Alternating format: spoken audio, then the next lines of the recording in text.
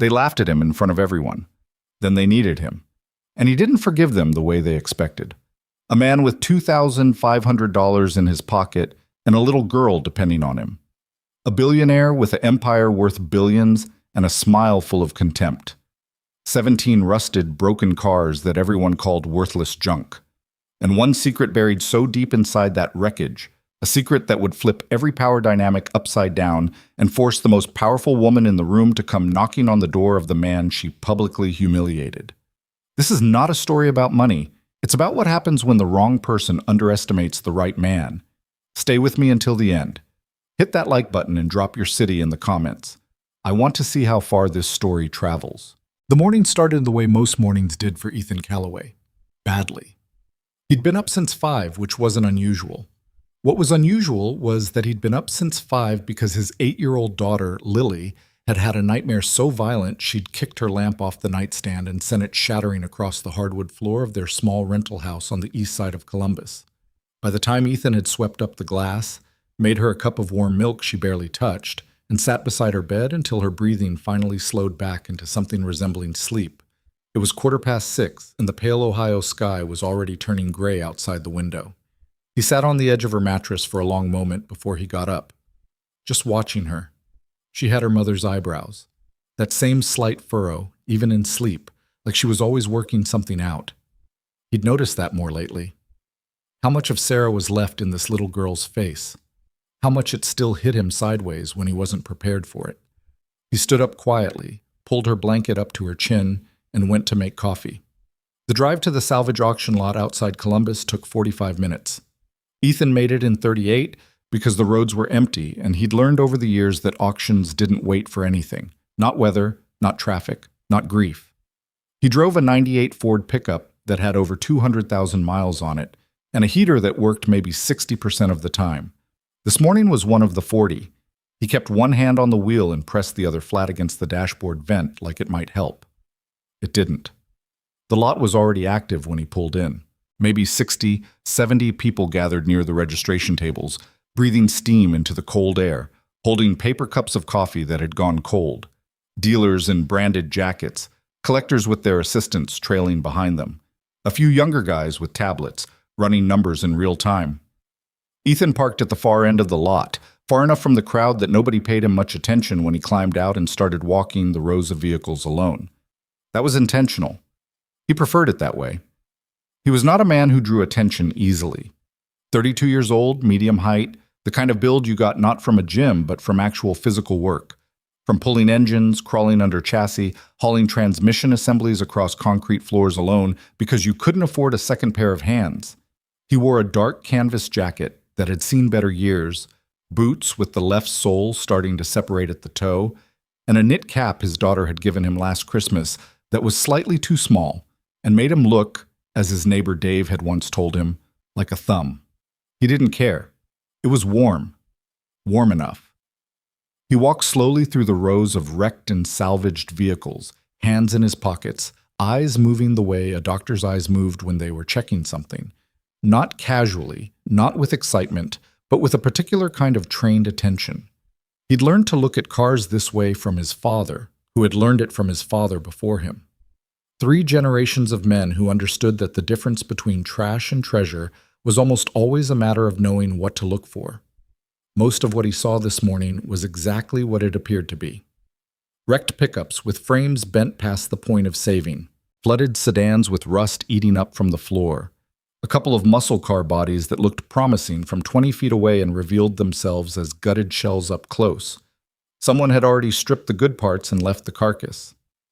Standard auction lot reality. You had to sort through a lot of nothing to find something. He almost missed the prototype. It was tucked between a demolished panel van and what appeared to be the remains of a 1970s-era station wagon, pushed so far to the back of the lot that you'd only find it if you were actively looking in that direction or had made a wrong turn. Which Ethan had.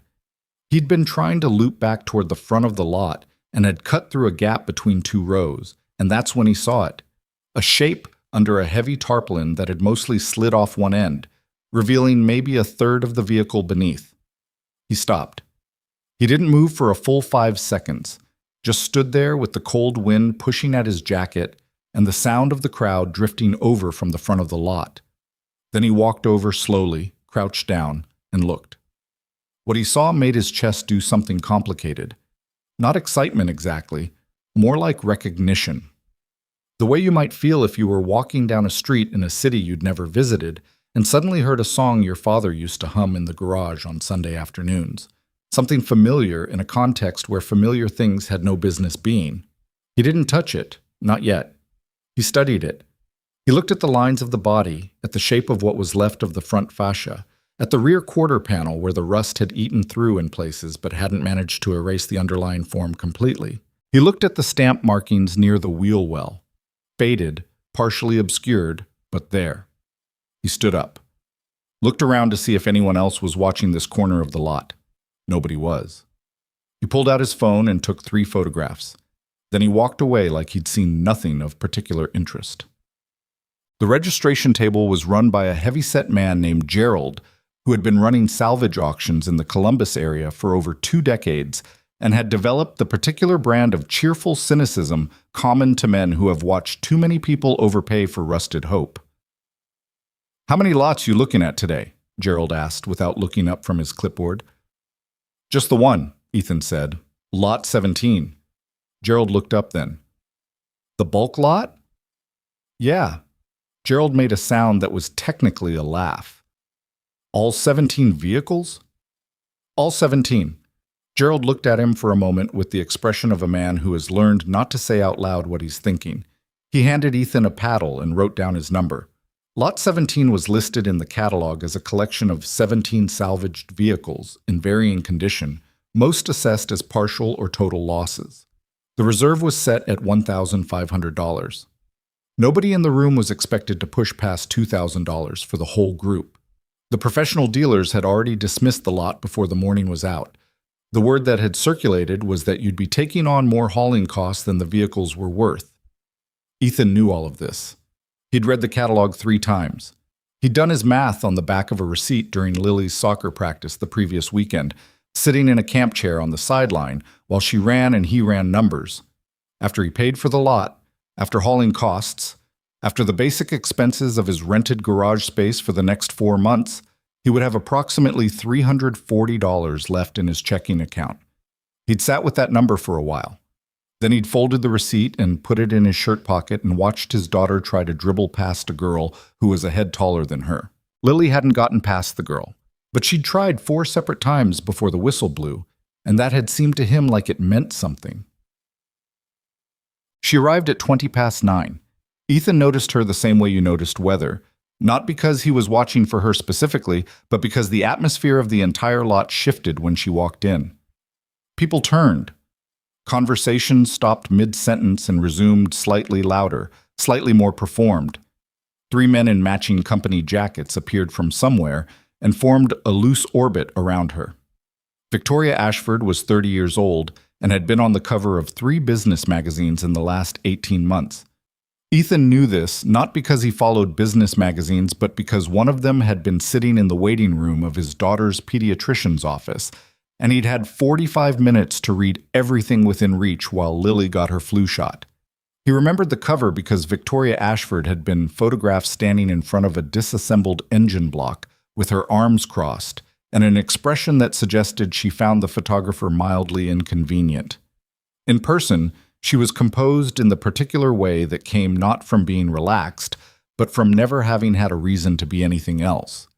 She wore a charcoal coat that probably cost more than Ethan's monthly rent and moved through the lot with the specific kind of efficiency that said her time was a resource she managed carefully and other people's time was not necessarily her concern. 2 of her people were on phones. 1 was carrying a leather folder. All 3 moved when she moved. She was there for the rare parts in Lot 8. Ethan had overheard this from 2 of Gerald's assistants while he was waiting at registration. A collection of vintage components that her company's restoration division wanted for a showcase project. That was the story. She wasn't there for Lot 17. Nobody was there for Lot 17. The auction moved at the pace auctions always move. Slow through the dull parts, suddenly fast when something interesting appeared, then slow again. Ethan stood at the back of the crowd with his paddle at his side and watched the bidding on the early lots with the mild patience of a man who had nowhere urgent to be and nothing useful to do while he waited. Victoria Ashford's people secured Lot 8 without much competition. She watched the transaction from a slight distance with her phone in her hand, scrolling something, barely glancing up when the hammer fell. Lot 17 came up near the end. Gerald took the podium for it with the energy of a man introducing an act he knew was going to underwhelm. He read the catalog description in a flat voice. 17 salvaged vehicles, varying condition, opening at $1,500. There was a pause. A dealer in the front row made a bid, not because he wanted the lot, Ethan suspected, but because he was the type who bid on everything reflexively. Ethan raised his paddle. $1,800. The dealer countered without much conviction. $2,000. Ethan. $2,200. The dealer looked at his tablet, looked at his colleague, shook his head almost imperceptibly, and lowered his paddle. Nobody else moved. $2,200 going once. Ethan raised his paddle again before Gerald could finish. $2,500. There was a beat. Gerald looked at the crowd. The crowd looked at each other. $2,500? Going twice. Silence. The hammer came down. The laughter started before Ethan had finished walking to the payment table. He heard it as a ripple first.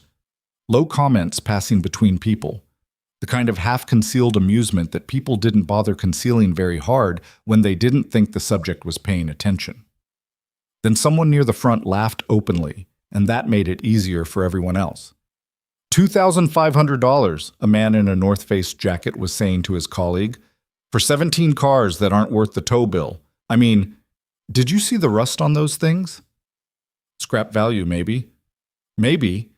He heard Victoria Ashford before he saw her clearly. Her voice carried without being loud, the way voices did when the person speaking had spent years not needing to raise them to be heard. Someone finally found a use for a scrapyard, she said.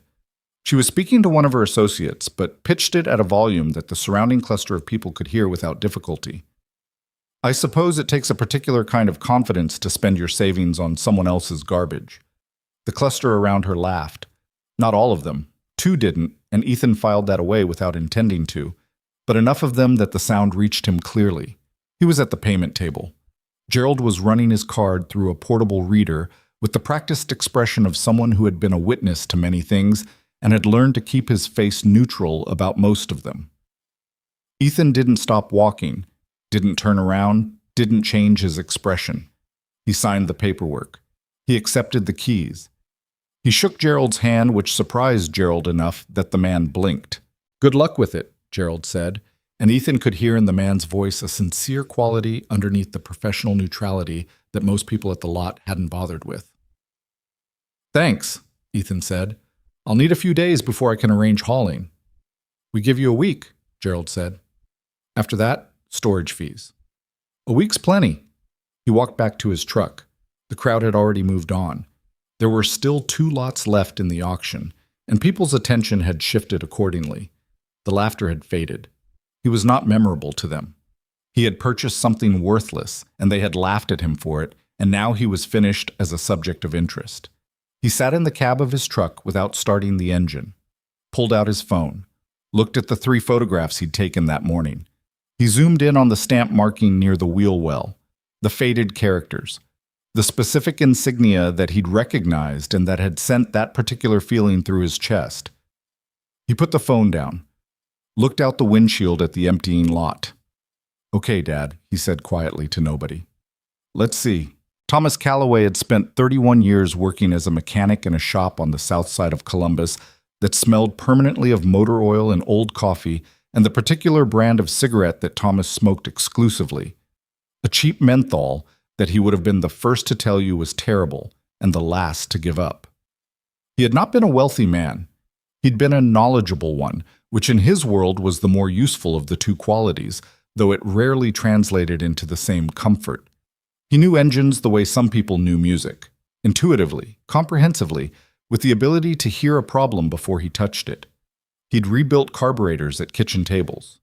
He'd sourced parts through networks that predated the internet and that he never fully explained to anyone, preferring the slight mystique of producing a specific, rare component that no one had expected him to find. He'd also been obsessive about automotive history in the particular way of men who pursue knowledge not for professional advancement, but because they genuinely couldn't help it. He subscribed to journals. He corresponded by letter, actual paper letters, with other enthusiasts in other states. He kept files, not digital files. Physical folders in a metal cabinet in the garage that Ethan had spent significant portions of his childhood in, doing homework on a folding table in the corner while his father worked. It was from those files, and from years of listening and watching, that Ethan had learned about the Halloran engine project.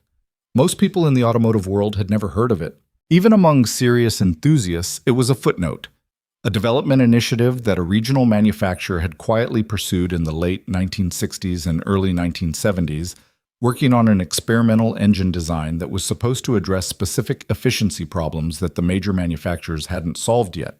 The project had produced several prototype vehicles. Then the company had gone through a merger, priorities had shifted, funding had disappeared, and the project had been folded. The prototypes, as far as anyone could establish, had scattered. Some had been documented and cataloged by collectors. Others had vanished. Thomas Calloway had believed for the last decade of his life that at least one of them still existed, somewhere, uncatalogued. He'd based this on a set of correspondence he'd had with another enthusiast in the 1990s and a partial record he'd found in a journal that had documented vehicle identification numbers that didn't match any known surviving vehicle. He'd never found it. He'd died of a stroke 4 years ago, sitting in the same shop where he'd worked for 3 decades, with a cold cup of coffee beside him and a folder open on the workbench. Ethan had the folder now, along with the files, along with everything his father had left behind, including the knowledge of what to look for and why it mattered. The rented garage was not romantic. It was a squat, single-story concrete block building on the edge of an industrial strip on the east side of Columbus that also housed a carpet cleaning company and a wholesale plumbing supplier. The overhead fluorescents buzzed and one of them flickered intermittently, which after 2 years Ethan had stopped noticing. The floor was stained with decades of oil and coolant in overlapping patterns. There was no central heat.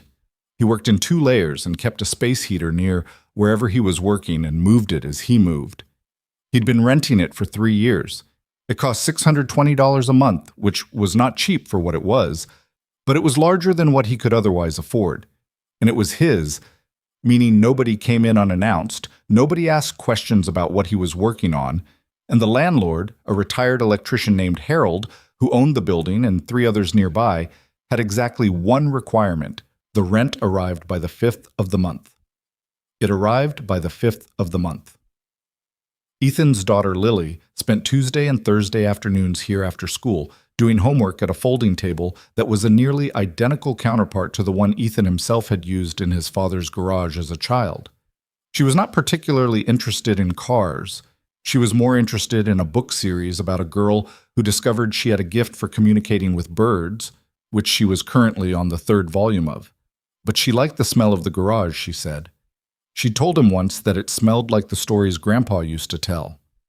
Ethan hadn't been able to respond to that for a moment. He arranged hauling for the 17 vehicles over 3 days, driving back and forth with his truck and a rented flatbed, taking 2 vehicles per load for the ones he could manage that way, and arranging a tow service for the ones that couldn't roll. It cost him $380 he hadn't really planned for. He added it to the running tally. When all 17 were inside, filling the garage floor nearly edge to edge, requiring a specific geometry of arrangement he'd had to figure out on the fly, he stood at the center of the space and looked at them for a while. Some mechanics had told him over the years that they could feel a garage change when it filled up. Pressure, one of them had said, like the room knows it has work in it now. Ethan had always thought that was slightly ridiculous. Standing here now, he thought he understood what they meant. He started with the vehicles he'd already priced in his head, the ones he knew could be restored enough to sell without significant time investment. A 1972 Chevelle with body damage but a solid frame and an engine that would run after cleaning. A '68 Mustang Fastback that was going to need a floor pan but whose numbers matched and whose general state was better than it looked from the outside. A pair of late-model trucks that only needed basic mechanical work to be sellable. He worked methodically. He kept notes in a composition notebook, the kind with the speckled black and white cover, and he listed every vehicle, its condition, its projected costs, its projected sale price, and a rough timeline. He did this in the small hours, after Lily was in bed, sitting at the folding table with a pen that kept skipping and a thermos of coffee that went cold faster than he'd like. He kept the prototype for last. He worked on the tarpaulin-covered vehicle for 4 evenings before he was certain. The first evening was purely external documentation. He removed the tarpaulin entirely, folded it, set it aside, and worked his way around the exterior with a flashlight and his camera phone, photographing every panel, every stamp, every marking. He measured, he sketched, he cross-referenced against the notes in his father's folder and against 3 separate reference documents he'd found online through an automotive history database that cost $45 a year to access and that he'd been a member of since the year his father died. By the end of the first evening, his confidence was at roughly 60%. There were elements that matched very specifically. There were also elements he couldn't account for, which could mean he was wrong or could mean the vehicle had been modified at some point in its history. The second evening, he started working on the undercarriage. This required a floor jack he'd borrowed from Harold's building next door and a set of stand supports, and a lot of time on his back on the cold concrete floor with the space heater positioned approximately 1 foot from his left knee and still not doing quite enough. He found what he was looking for just after 9 p.m. on a Tuesday, in a location on the underframe that you would only know to look if you had the specific documentation that told you where the manufacturer had put a secondary identification stamp on vehicles from this project. A location chosen precisely because it would survive damage that would destroy the visible markings. The stamp was there, faded, partially obscured, but there. He lay on his back on the concrete and looked at it for almost a full minute. Then he said very quietly the same thing he'd said in his truck on the day of the auction. "Okay, Dad." He slid out from under the vehicle, sat up, looked at his hands, which were black with decades of accumulated grease and grime, and something else he didn't want to speculate about. He picked up his composition notebook and wrote, "Confirmed. Halloran Project, Unit 4. Father was right. He stared at what he'd written for a moment. Then he wrote the next line. Now what? He didn't tell anyone. This was not a calculated strategic decision, at least not entirely. It was partly instinct. The instinct of a man who had grown up watching his father work through problems alone before bringing them into the world. The understanding that a thing poorly timed could become a thing mishandled. And it was partly something more personal. He needed to sit with this for a while. He needed to understand what he had before he decided what to do with it. He knew enough about the Halloran Project to understand that the prototype had significance beyond its value as a collectible. His father's files included correspondence that hinted at ongoing legal and intellectual property questions related to the original project, disputes between successor companies about who held rights to what. Automotive history was full of these slow-burning legal fires, the kind that smoldered in archival drawers for decades and then ignited when someone found something that changed the property landscape. He didn't know the specific current status of those disputes. He knew he needed to find out. In the meantime, he worked. He moved through the other 16 vehicles with focused efficiency. The Chevelle found a buyer through an online listing within 10 days. A restorer in Cincinnati who drove up on a Sunday morning and walked around it 3 times before pulling out a cashier's check for $11,500. Ethan had expected $9,000 and had prepared to negotiate. He didn't need to. The Mustang took longer. The floor pan work ate up 3 weeks and more supplies than he'd budgeted. But when it was done, it was genuinely good work. Not show quality, but road quality. The kind of restoration that a person would buy and actually drive and feel good about driving. He listed it at $24,000. He got $22,500 from a couple in their 40s who had driven from Dayton and who, when they saw it running in the parking lot outside the garage, the woman had grabbed her husband's arm and looked at the car with an expression that had nothing to do with investment value. Ethan had shaken their hands and felt something he could only describe as uncomplicated. He sold 4 more vehicles in the weeks that followed. By the end of the 6th week, he He had generated a little over $67,000 in total sales, had one more vehicle he was confident he could sell for between $8,000 and $12,000, and had the prototype still covered with the tarpaulin at the back of the garage. He had also, during this time, done his research. He'd found the legal case. He hadn't gone looking for Victoria Ashford specifically. He'd gone looking for any current legal proceedings involving intellectual property rights related to the Halloran Engine project or its successor entities. What he found was larger than he'd expected. Ashford Automotive, Victoria's company, the corporation she'd taken over from her father at 26 and expanded significantly in the years since, was currently engaged in a legal dispute with a rival corporation over the ownership of certain design patents that had originated with the Halloran project.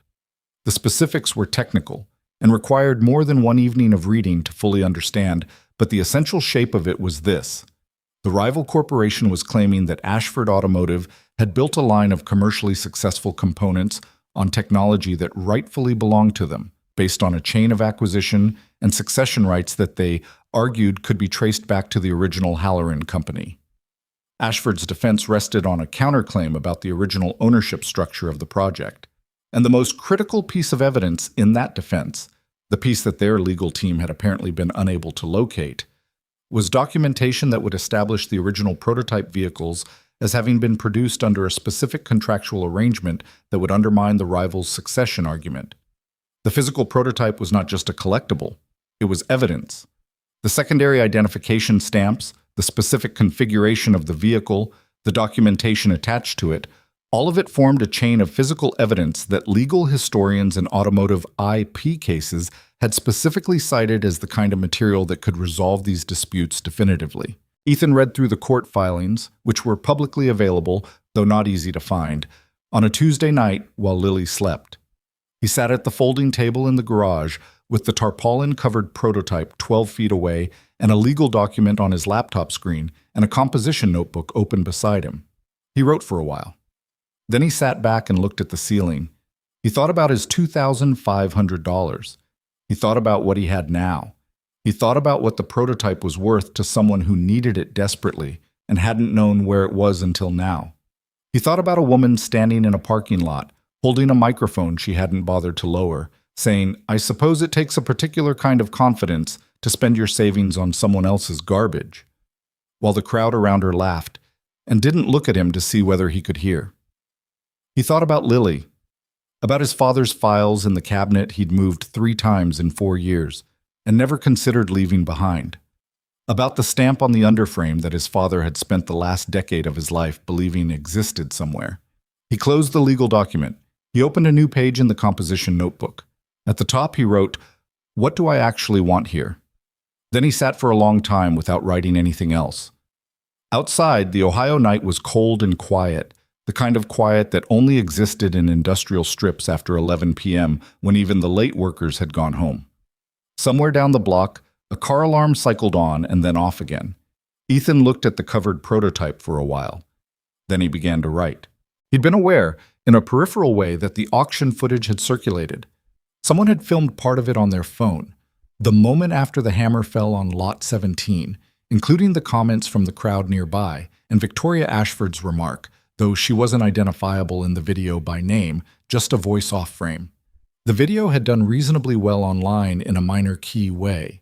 Not viral exactly, but the kind of thing that accumulated a few hundred comments in a specific community, automotive enthusiast boards and local Columbus pages mostly, before fading. The comments ran roughly 70-30 in the direction he'd expected. 70% were some variation of "that guy threw his money away." 30% were some variation of "I wonder if he knows something." Neither group was worth engaging with, and he hadn't. What he hadn't expected was the follow-up thread. Someone who'd seen the original video had apparently been watching his online listings. They'd connected his garage listing account to the man from the auction video. It wasn't hard. His business name was on the listings, and his name was on the auction paperwork, which apparently was public record, and had posted about the Chevelle sale in the same thread. And then the Mustang sale. And then the others. The thread had updated each time. The tone of the comments had shifted in waves, from mockery to grudging acknowledgement to something more complicated that the internet produced when it realized it had been too quick to dismiss someone. The later comments had a slightly defensive quality, like people trying to retroactively reframe their earlier certainty as humor rather than error. Ethan had read the thread once, then he'd closed it. He didn't have time for it. He had a garage full of work and a daughter with a parent-teacher conference on Thursday and a '69 Camaro that needed a complete brake line replacement before he could list it. What he did not know, not yet, was that someone on that thread was employed by Ashford Automotive's legal department, and that by the time he closed the thread, that person had already forwarded it to a colleague, and that the colleague had already looked up the auction lot records, and that within 36 hours, someone was going to make a phone call that would change the direction of everything. It came on a Wednesday evening at 7:14 p.m. Ethan was under the Camaro. Lily was at the folding table 15 feet away, eating a bowl of cereal she'd made herself because dinner had run late, and she was, as she'd put it, not going to wait for breaks to be done. His phone rang on the workbench. He'd have ignored it. He ignored most calls while he was working, except that Lily read the screen for him. "It says Ashford Automotive," she said. The name meant nothing to her. Ethan came out from under the Camaro. He sat up on the creeper and looked at the phone for a moment. "Okay," he said. He wiped his hands on a rag that helped primarily by redistributing the grime. He picked up the phone. "Calloway." The voice on the other end was professional, measured, and slightly over-smooth in the way of people who made uncomfortable calls for a living. "Mr. Calloway, my name is Daniel Price. I'm calling from the Legal Affairs Office at Ashford Automotive. I wonder if you'd have a few minutes to speak with me." Ethan stood up slowly. He walked a few steps away from the Camaro, not for privacy, but because he needed to move while he processed. "About what?" he said. A brief pause. The pause of a man deciding how much to reveal in an opening conversation. "We have reason to believe you may have recently acquired a vehicle that's relevant to some ongoing legal proceedings. We'd like to discuss the possibility of—" "Who told you?" Ethan said. Another pause. Shorter. "I'm not sure I follow." "Who told you I had it?" The man cleared his throat. "We became aware through public sources, Mr. Calloway. Online listings, auction records. We're not in any way suggesting—" "I'm not upset," Ethan said, which was the truth. He'd known this was coming. He'd been waiting for it with the specific calm of someone who has had time to think about a situation from every angle. "I just want to know how you found it." "An auction thread," Price said after a moment, "and some connected research." "Okay." Ethan sat on the stool near his workbench. "What do you want to discuss?" "We'd like to—" The man recalibrated. "We'd like to make an initial offer for—" "Not over the phone," Ethan said. A pause. "I understand. We could arrange—" "Send me something in writing first. What vehicle you're interested in. What your initial position is. I'll read it, and if I think it makes sense to meet, I'll let you know." Lily had looked up from her cereal. She was watching him with the calm, evaluating expression she sometimes deployed when she was trying to decide how to feel about something she didn't fully understand yet. Ethan met her eyes. He held up one finger. 1 minute. And she nodded and went back to her cereal. "That's an unusual request," Price said. "I know," Ethan said. "You have my email. It's on the listing page." He hung up. Lily looked up again. "Who was that?" "Business," Ethan said. He sat for a moment, then stood and crossed to the folding table. He reached over and straightened the stack of books beside her homework folder. "Finish your cereal. Then I need you to read something for me and tell me if you understand it." She looked at him. "Understand what?" "Some legal language." He paused. "You're better at reading things carefully than I am." This was not entirely true, but it was true enough that Lily considered it seriously before nodding and saying, "Okay, after cereal." "After cereal," he agreed. He went back to the Camaro. He lay back on the creeper and slid under and looked at the brake lines in the fluorescent light. But he wasn't really looking at the brake lines. He was thinking about the call, about the specific shape of a situation that had just become very different from what it had been this morning, about what he was going to do next and why, and what it was going to cost him. He thought about his father's files, about 17 cars in a lot on the edge of Columbus that everyone had dismissed as worthless, about a stamp on an underframe that had taken 40 years to find, and about a woman in a parking lot who hadn't thought he was worth noticing. He picked up a wrench. He got to work. The email from Daniel Price arrived the following morning at 6:52 a.m., which told Ethan something useful about the urgency behind it, that a lawyer in a corporate legal department had either stayed late or come in early to put together an initial offer letter, which meant the people above him were pushing. Ethan read it at the folding table in the garage with his first cup of coffee and Lily's backpack sitting by the door because she had school in 40 minutes and he needed to drive her. The email was 4 paragraphs of careful legal language that said, stripped of its careful legal language, the following. Ashford Automotive was prepared to offer $18,000 for a salvaged prototype vehicle believed to be in Ethan's possession, contingent on verification of its identity and condition. They framed the number as a preliminary figure subject to upward adjustment following inspection. Ethan read it twice. Then he folded his hands around his coffee mug and sat for a while. Lily came out of the back room with her hair half finished, one side braided and the other side still loose, carrying her shoes in one hand and her book in the other. She dropped into the chair across from him and started putting her shoes on without looking up from the page. "You're reading that email again," she said. "I'm thinking." "You've been thinking since 6 o'clock. She turned a page. "Is it the car thing?" "Yeah." "Are they offering enough?" He looked at her over the rim of his mug. She was still looking at her book. 8 years old, and she asked the right question on the first try, the same way her mother used to. Sarah had done that, cut through to the actual issue while everyone else was still arranging words around the edges of it. "No," he said, "not even close." Lily nodded like this confirmed something she'd already suspected. "Then don't take it. It's not that simple." "Why not?"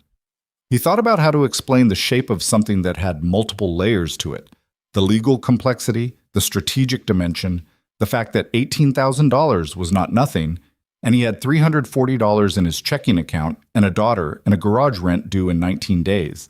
He thought about how to condense all of that into something an 8-year-old could absorb while also putting her shoes on and reading chapter 9 of a book about a girl who talked to birds. "Because they need it more than they're showing," he said finally, "and until I understand exactly how much they need it, I can't know what it's actually worth." Lily processed this for a moment. Then she said, "Like when Marcus offered me 3 Pokemon cards for my Charizard and I said no because I knew he really wanted it." Ethan looked at her. "Exactly like that." "What did he eventually give you?" 7 cards and his lunch snack for a week." "And was it worth it?" She finally looked up from her book. She had a small smear of toothpaste at the corner of her mouth she hadn't noticed. "The Charizard was worth more than that too, but I was tired of negotiating." She went back to her book. "Don't get tired of negotiating, Dad." He drove her to school without responding to the email. The reply he sent at 9:15 a.m. said 3 things. He had received the letter, he was reviewing the offer, and he would be in touch in his own time. No timeline given, no indication of whether the number was in the right range. He reread it before sending it, checking that nothing in it conveyed either eagerness or hostility. Then he hit send and went back to the Camaro's brake lines. He heard nothing for 6 days. On the 7th day, Price called again. This time Ethan was standing in line at the hardware store buying a specific size of copper tubing that 3 other stores had been out of, and he stepped out of line to take the call. "Mr. Calloway?" Price's voice was the same professional smoothness, but there was something underneath it now. A slight compression, like a man breathing carefully. "I wanted to follow up on our email." "I got it," Ethan said. "We were hoping to move forward with an in-person assessment. Given the timeline of our proceedings—" "What's your timeline?" Ethan said. A pause. "I'm not able to share specifics of our legal strategy with a third. I'm not asking about your strategy. I'm asking when the relevant hearing is." Silence. Longer than the first one. 11 weeks, Price said finally. The compression in his voice had become something more like exhaustion. "From this Friday." 11 weeks. Ethan filed that number carefully. "I'll meet with you," he said. "But not with you specifically.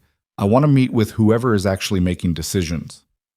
"That's not typically how we—" "I know," Ethan said. I'm not typical. He went back inside and got back in line. The woman ahead of him in line glanced at him with the mild curiosity people deployed when they'd overheard one side of a conversation and were trying to piece together the other. He didn't offer any help with that. The meeting was arranged for the following Thursday. Not at their offices downtown, which had been Price's initial suggestion. Ethan had declined that without explaining why, though the reason was simple enough. He didn't want to be on their territory, surrounded by their people, in a building designed to remind visitors of the scale of what they were dealing with. He suggested a conference room at a neutral law office on the north side. They agreed to this without much pushback, which confirmed something about the urgency he'd suspected since the first email. He spent the intervening days finishing the Camaro's brake job and listing it online at $13,500, doing additional reading on the Halloran case, and calling an automotive IP attorney named Sandra Wicks, whose name he'd gotten from one of the reference databases, and who had agreed to a 1-hour consultation for $350 that Ethan had put on a credit card he kept for genuine emergencies and considered this to be one. Sandra Wicks was 61 years old, had a voice like gravel slowly poured onto concrete, and had spent 20 years doing intellectual property law specifically in the automotive sector. She listened to what Ethan described, without seeing the vehicle, without him naming Ashford Automotive, just a general scenario about a prototype with a specific history. And she listened for a long time without interrupting. When he finished, she said, "If the identification is solid, and if the documentation chain holds, you're looking at an asset that's worth considerably more than whatever their opening number was. By how much? Depends what's at stake in the proceedings." She paused. "Do you know what's at stake?" "I have a rough idea." "Get a precise idea." Another pause. "And don't let anyone inspect it until you know exactly what they're hoping to find. Because once they've confirmed what it is, your leverage shifts." He thanked her. He paid the $350 on the card. He sat in his truck in the parking lot outside her office building and wrote 3 pages of notes in the composition notebook. Then he went home, made dinner. Pasta with jarred sauce because it was Tuesday, and Tuesday had been jarred sauce night since Lily was 5 and had declared it her favorite, and they'd never bothered changing the routine, and helped Lily with a worksheet about fractions while the television ran quietly in the background. He didn't sleep well that night, not because he was anxious exactly, but because his brain kept running the problem at low volume in the background, the way an engine idled when it wasn't in gear. He lay in the dark and thought about 11 weeks and $18,000, and Sandra Wicks saying your leverage shifts, and a woman in a parking lot who had laughed and not looked at him. He thought about his father, who had spent years looking for something that was now sitting under a tarpaulin 12 minutes away. He thought about what Thomas Calloway would have said about this situation, if he'd been alive to see it. His father had not been a sentimental man, but he'd been a precise one, and Ethan suspected he would have said something along the lines of, "You don't have to be greedy, but you don't have to be stupid either. Know what you have. Act accordingly." He got up at 5:30 and made coffee and sat at the kitchen table with the composition notebook, and by the time Lily's alarm went off at 7, he had a clearer picture of what he was going to say on Thursday. The conference room was on the 14th floor of a building downtown that housed several different law firms and had the generic corporate neutrality of spaces designed to belong to no one in particular. It smelled faintly of carpet cleaner and recycled air. There was a glass-topped table, 8 chairs, a window with a view of the Columbus skyline that was probably meant to be impressive and was fine. Ethan arrived 8 minutes early, which gave him time to sit and arrange his notebook on the table in front of him and watch the door. He was wearing the same canvas jacket he'd worn to the auction, which was not a statement but also not an accident. He'd considered wearing something different and then decided against it for reasons he didn't fully analyze. He'd combed his hair. He had not borrowed a tie. They came in at 2 minutes past the hour. Price, who was younger than his phone voice had suggested, with the look of a man who exercised and slept poorly. A woman named Catherine Marsh, who was introduced as the head of legal affairs and who had the particular settled authority of someone who had been doing difficult things for a long time. And a third man named Rowe, who was apparently a senior vice president of something and who, Ethan noted, said very little and watched a great deal. And Victoria Ashford. She walked in last. Ethan recognized her from the auction and from the magazine cover, though in person she looked different from both.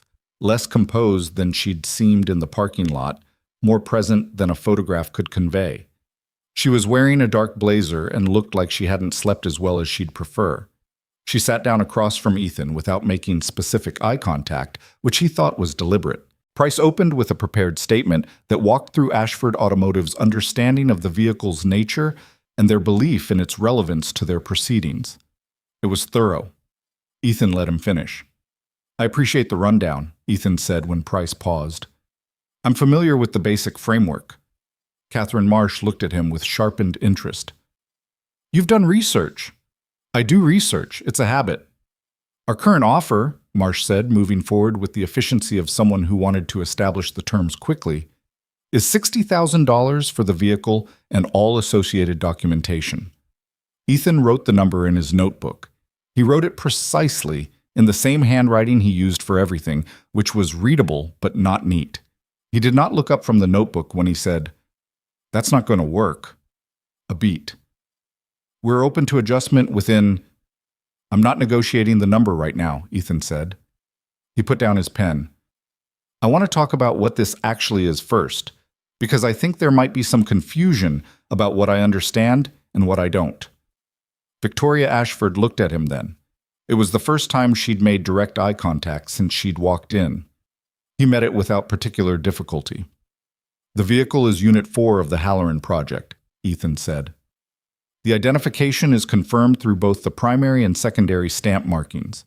I have documentation that traces its chain of possession from the original acquisition through the salvage lot where I purchased it. I also have a reasonable understanding of why it matters to your case specifically, which has to do with the contractual arrangement under which the prototype vehicles were produced and what that arrangement implies about the ownership of the underlying design patents."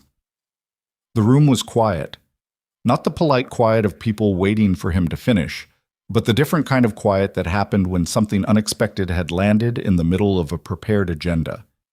Rowe, the silent vice president, said, "How long have you known?"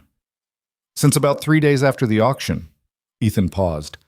"I had the basic framework from my father. He spent a long time looking for it." Price made a small sound that he covered with a cough. Marsh was writing something. Victoria Ashford hadn't looked away from Ethan. "Why didn't you contact us?" she said. It was the first thing she'd said directly to him. Her voice was steady, but there was something inside the question, a genuine puzzlement, as if the answer wasn't obvious to her. "Because I needed to understand what I had before I decided what to do with it," Ethan said. "And I needed to understand what you needed before I could know whether what you were offering made sense." "And now," she said, "now I know both things." Marsh looked up from her writing. "What number are you looking at, Mr. Calloway?" "I haven't decided on a number," Ethan said. "I've decided that price isn't the only thing I want to discuss." Another silence. This one was different again. The quality of people recalibrating. "What else do you want to discuss?" Victoria said. He told her. Not everything. Not yet. But the broad shape of it. He talked for approximately 7 minutes without notes, because he'd done enough thinking in the preceding days that he didn't need them. When he was finished, the room was quiet for a beat. Then Victoria Ashford said, quietly, and without the managed tone she'd carried through the beginning of the meeting, "You're serious." "I don't take days off work to not be serious." Something shifted in her expression. Not softening exactly. More like a recalibration, the way a camera adjusted when what it was looking at turned out to be closer than it had assumed. "What's your timeline?" she said. "I'd like to continue this conversation in 2 weeks. That gives you time to consider, and me time to finish some work I have going." "We're 11 weeks from—" "I know, 2 weeks still gives you 9. He picked up his pen. "Is that workable?" Marsh and Price exchanged a look that Ethan read without difficulty. Victoria held his eyes for another moment. Then she nodded once. 2 weeks, she said. He left the building at 4:12 p.m. with his composition notebook under his arm and took the stairs instead of the elevator because the elevator had opened and was full of people and he needed 30 seconds of quiet. He stood in the stairwell on the 14th floor landing and breathed for a moment. Then he walked down 14 flights and went to pick up his daughter. The 2 weeks passed in the way that busy weeks passed, in units of work completed and work remaining rather than in units of time. He finished a restoration on a mid-70s Corvette that he'd been carrying as a slow-burn project for 3 months, addressed a wiring issue that had been more complicated than anticipated, and listed it the following weekend. He sold it to a retired engineer from Dayton who showed up with a trailer and a handshake and didn't try to negotiate the price down, which Ethan appreciated. He had dinner with his neighbor Dave one evening. Dave was 63, a retired machinist, twice divorced, with a large gray dog named Biscuit, and strong opinions about most things. Dave had heard, in the vague and ambient way that neighbors heard things, that Ethan was involved in something with a big company, and he wanted to know about it. "How big are we talking?" Dave said. He was eating a bowl of chili that he'd brought from his own kitchen because he cooked too much, and Ethan's refrigerator, he had long maintained, was a crime against food storage. "Big," Ethan said. "Big like $100,000. Big or big like it's a problem?" "Both." Dave pointed his spoon at him. "You need a lawyer." "I talked to one." "One conversation isn't a lawyer, that's a phone call." Dave ate some chili. "You need someone in your corner. These corporate people have rooms full of lawyers. You've got a notebook." "The notebook is pretty detailed." "I'm serious, Ethan." He was, Ethan knew. Dave was one of the few people in his life who said, "I'm serious," in a way that meant exactly that, without drama around it. "I'm working on it," Ethan said. "I have another consultation set up for next week." "With who?" "The woman I spoke to before, Sandra Wicks." Dave seemed to register the name. "I've heard that name." "She's good." "What's she cost?" "More than I'd prefer." Dave nodded, unsurprised. "You know," he said, setting down the bowl, "your father would have loved this. The whole thing. He spent years looking for that car, and his kid finds it by accident in a junk lot." "Not entirely by accident." "No," Dave said. "I know, but still." He picked up the bowl again. He would have been insufferable about it, in the best way. Ethan laughed once. A real laugh, short but genuine. "Yeah, he would have." "You talked to Lily about any of this?" "Some. Not the details." Dave looked at him. "She's smarter than you're giving her credit for. Kids handle more than you think when you let them." "I know she's smart. That's not why I'm not telling her everything." "Why then?" Ethan thought about it. "Because I want her to see it resolved, not in progress. Progress looks like uncertainty, and she's had enough uncertainty." Dave was quiet for a moment. He'd known about Sarah, about what those 2 years of illness had looked like, and what the year after had looked like. He didn't say anything about any of that, because Dave was a man who understood that some things didn't require words to acknowledge. "Fair enough," he said. The call from Sandra Wicks 3 days before the second meeting with Ashford confirmed what Ethan had suspected and added a layer he hadn't anticipated. Sandra had done her own research based on the parameters of the case Ethan had described, and she had found something in a secondary filing that suggested the rival corporation's legal argument had a structural weakness that Ashford's team might or might not be aware of. She explained it in legal language first, then translated it into plain language when Ethan asked her to. "The short version," Sandra said, "is that if the prototype's documentation establishes what you say it establishes, their entire succession argument collapses on its own terms before Ashford even has to present an affirmative defense.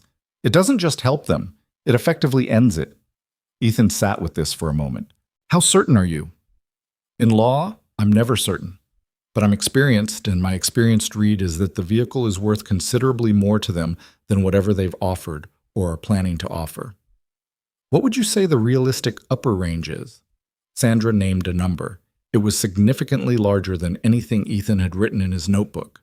After he hung up, he sat in the garage with that number in his head and looked at the tarpaulin at the back of the room for a while. He thought about $2,500. He thought about the seed of a thought he'd had, the one he'd written about in his notebook on the night he'd confirmed the prototype's identity. What do I actually want here? And the answer he'd eventually arrived at, which had surprised him a little when he'd seen it on paper. He'd had 17 days to sit with it. He still thought it was the right answer. He pulled out his phone. He looked at the contact he'd added 2 weeks ago. Victoria Ashford, direct line, which she'd given him at the end of the first meeting when Price had still been arranging his things and Marsh had been on her phone, and it was just the two of them for a moment at the doorway. She hadn't said anything when she'd given it to him, just handed him a card, simple and direct, and held his eyes for a moment with an expression he'd read as something between wariness and reassessment. Then she'd nodded once and walked out. He put the phone back without calling. He'd wait for the meeting. But 3 days later, the night before the scheduled meeting, something happened that changed the shape of everything, and that introduced a dimension none of the parties involved had anticipated. His phone rang at 9:40 p.m. An unknown number. He almost didn't pick up. It was nearly Lily's bedtime, and he was in the middle of reviewing the notes he'd prepared for the following morning. He picked up. "Mr. Calloway."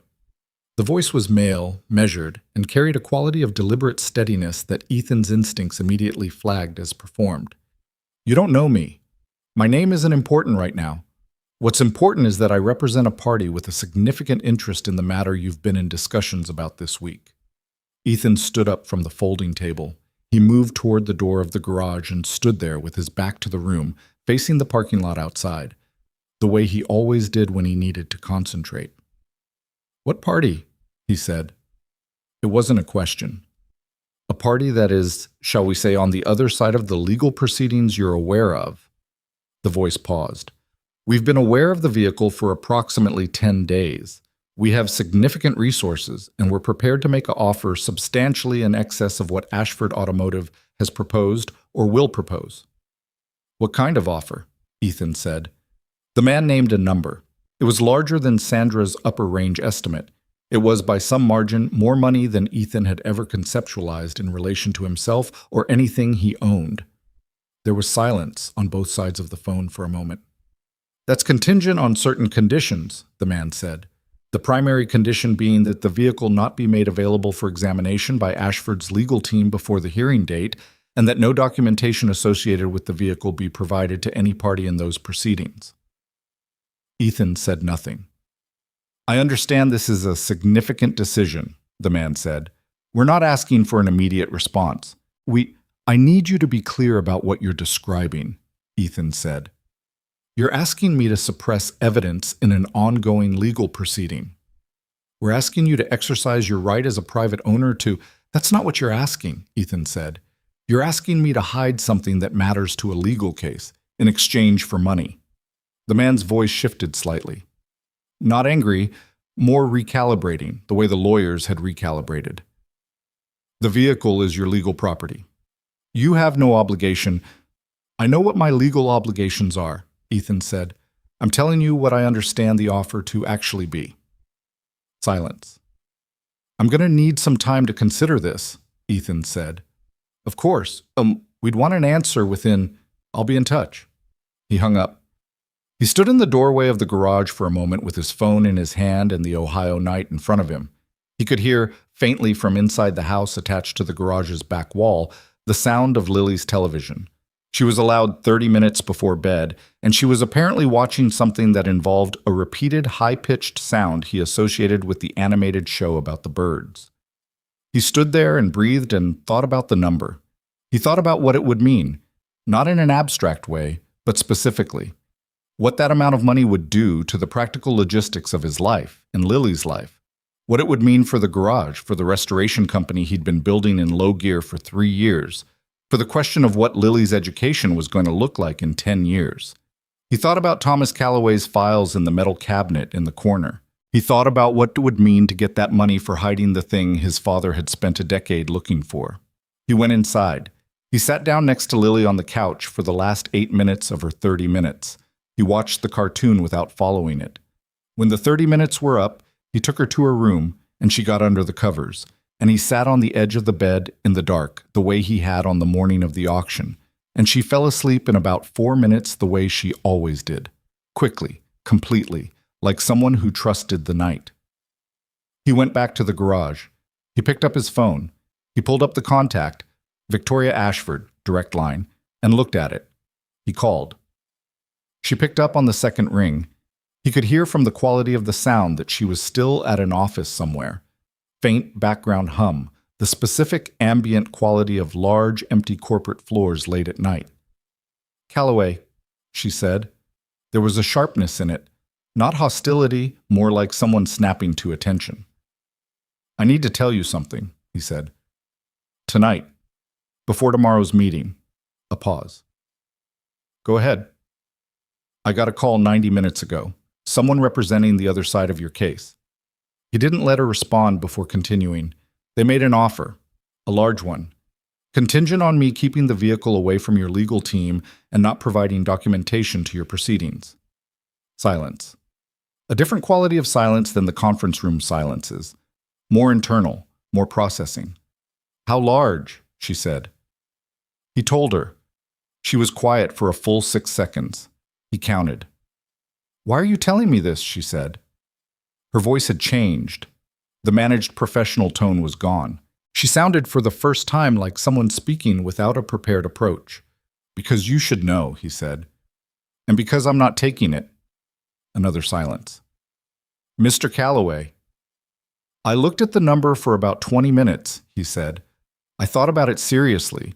I want you to know that because I don't want you thinking this was an easy call to make. It wasn't. He paused. But I'm not hiding what my father spent years looking for so that someone else can use it to win an argument it shouldn't win. And I'm not doing business with people who call at 9:40 at night and don't give their names. Victoria Ashford said nothing for a long moment. When she spoke, her voice had the quality of someone carefully deciding how much of a reaction to let through. I appreciate you telling me. More than you... She stopped. Started again. More than I can easily say right now. I know, he said. We'll talk tomorrow. He ended the call. He put the phone on the workbench. He looked at the tarpaulin at the back of the garage. He picked up the composition notebook and opened it to the page where he'd written, "What do I actually want here?" and looked at the answer below it for a while. The answer was still right. He was more sure of it now than he'd been when he'd written it. He closed the notebook. He turned off the light over the workbench. He crossed the garage in the dark. He knew the floor well enough that he didn't need light, and he stood for a moment next to the covered prototype, one hand resting on the tarpaulin without pressing down. I found it, Dad, he said quietly. The same words he'd said twice before, but they meant something different now. They carried weight now, the weight of what happened next. He stood there for a while. Then he went to bed. The second meeting was not what anyone had planned it to be. Ethan arrived at the same conference room on the 14th floor at the same time, 8 minutes early, same jacket, same notebook. But when the door opened, it wasn't Price leading the group in. It was Victoria Ashford, alone, walking in ahead of everyone else. And she looked like someone who had not slept and had made a decision not to pretend otherwise. She sat down across from Ethan without preamble and looked at him with an expression that had none of the managed distance of the first meeting. Before we start, she said, I want to say something. Price and Marsh came in behind her, took their seats. Ro wasn't there this time. Victoria didn't look away from Ethan. What you did last night, she said. Calling me. Telling me about that offer. She paused in the way people paused when they were choosing words carefully, not for legal reasons, but for honest ones. That was not what I expected. I figured, Ethan said. I want you to know that we're taking it seriously. On the legal side. Our team is already working on identifying the source. Okay. And I want to know... She stopped, restarted. I want to know why, genuinely. Because the number you told me was not small, and you had a legal right to take it, and you didn't, and I'd like to understand that. The room was quiet. Price had a pen in his hand but wasn't writing. Marsh was watching Ethan with the same sharpened attention she'd deployed in the first meeting, but with a different quality to it now. Less strategic, more genuinely curious. Ethan thought about what to say. He'd known this question was coming. He'd have asked it himself in her position, and he'd thought about it on the drive over, which had given him enough time to arrive at an answer that was true rather than one that merely sounded good. My father spent the last decade of his life trying to find that car, he said. He had a folder full of research, letters, documents, cross-referenced records. He was convinced it still existed somewhere, and everyone he mentioned it to humored him the way people humor someone who's a little obsessed with something that doesn't matter. He died without finding it. He paused. I found it by following what he knew. I'm not going to use it to help the wrong side of an argument. That's That's the honest answer. Victoria held his eyes. That's the whole answer? And I don't like the way they called, Ethan added. No name, 9:40 at night. That's a particular kind of operation, and I don't want to do business with it. Something moved through Victoria's expression. A small shift, subtle enough that the lawyers probably didn't catch it, but Ethan was watching carefully. It was something between recognition and something he couldn't quite name. She nodded once, looked down at the table for a moment, then back up. All right, she said. Let's talk about what you want. What followed was 2 hours of conversation that was less like a negotiation and more like the careful process of two people deciding how much they were willing to trust each other and on what basis. Catherine Marsh conducted most of the technical side, the documentation requirements, the inspection process, the legal chain of custody that would need to be established for the vehicle to function as evidence. Price handled the paperwork framework. Victoria sat at the center of the table and did something that Ethan suspected was unusual for her in these settings. She listened more than she spoke. Ethan laid out what he wanted in the same order he'd written it in the notebook. The price, a figure based on Sandra Wicks's upper estimate, adjusted upward by a percentage that he'd calculated based on the specific leverage the recent events had generated, was the first item. There was a pause when he named it. Then Marsh wrote it down. The second item was not a price. I want funding for a vocational program, Ethan said. Automotive restoration skills, hands-on training, working with actual vehicles, the kind of curriculum that used to exist and doesn't anymore because it's not considered academically valuable. He kept his voice level, factual. My father learned those skills from his father. I learned them from my father. They're how I found the car you need, and there's no systematic way for the next person to learn them. Price had stopped writing. Victoria was looking at him with an expression he couldn't quite categorize. Not quite surprised, not quite something else. What kind of funding? Marsh said. She was professional enough to ask the practical question. Enough to establish a real program, not a symbolic check, a working facility, equipment, instruction, a pathway for students who aren't going to four-year colleges. He named a figure. It was substantial but not extravagant. He'd priced it out over 2 evenings with help from a vocational education coordinator he'd found through the school district's website, who had spent 45 minutes on the phone with him talking through what a legitimate program would actually require. That's an unusual ask, Price said. It was the most human thing he'd said in 2 meetings. I know. Why that specifically? Victoria said. You could have asked for more money.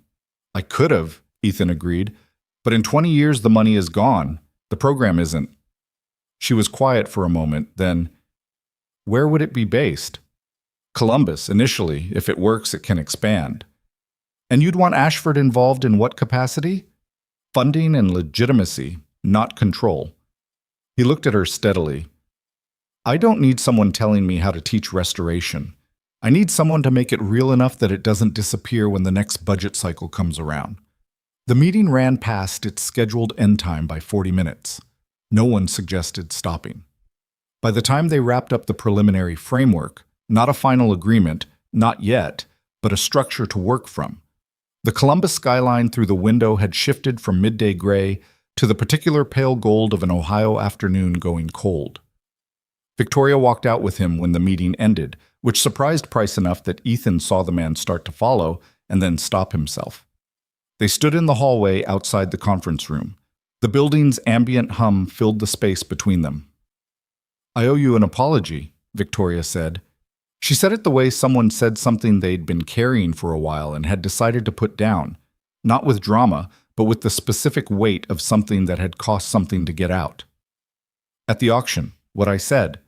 She paused. It was arrogant, and it was dismissive, and it was wrong. Ethan looked at her for a moment. You didn't know what you were looking at. That's not an excuse. No, he said. But it's a reason. There's a difference. She considered this. You're more generous about it than I'd be. I don't know about generous, he said. I've had time to think about it, and I decided being angry about it wasn't going to get me anywhere useful. Most people would have used it against me in the negotiation. Most people would have, he agreed.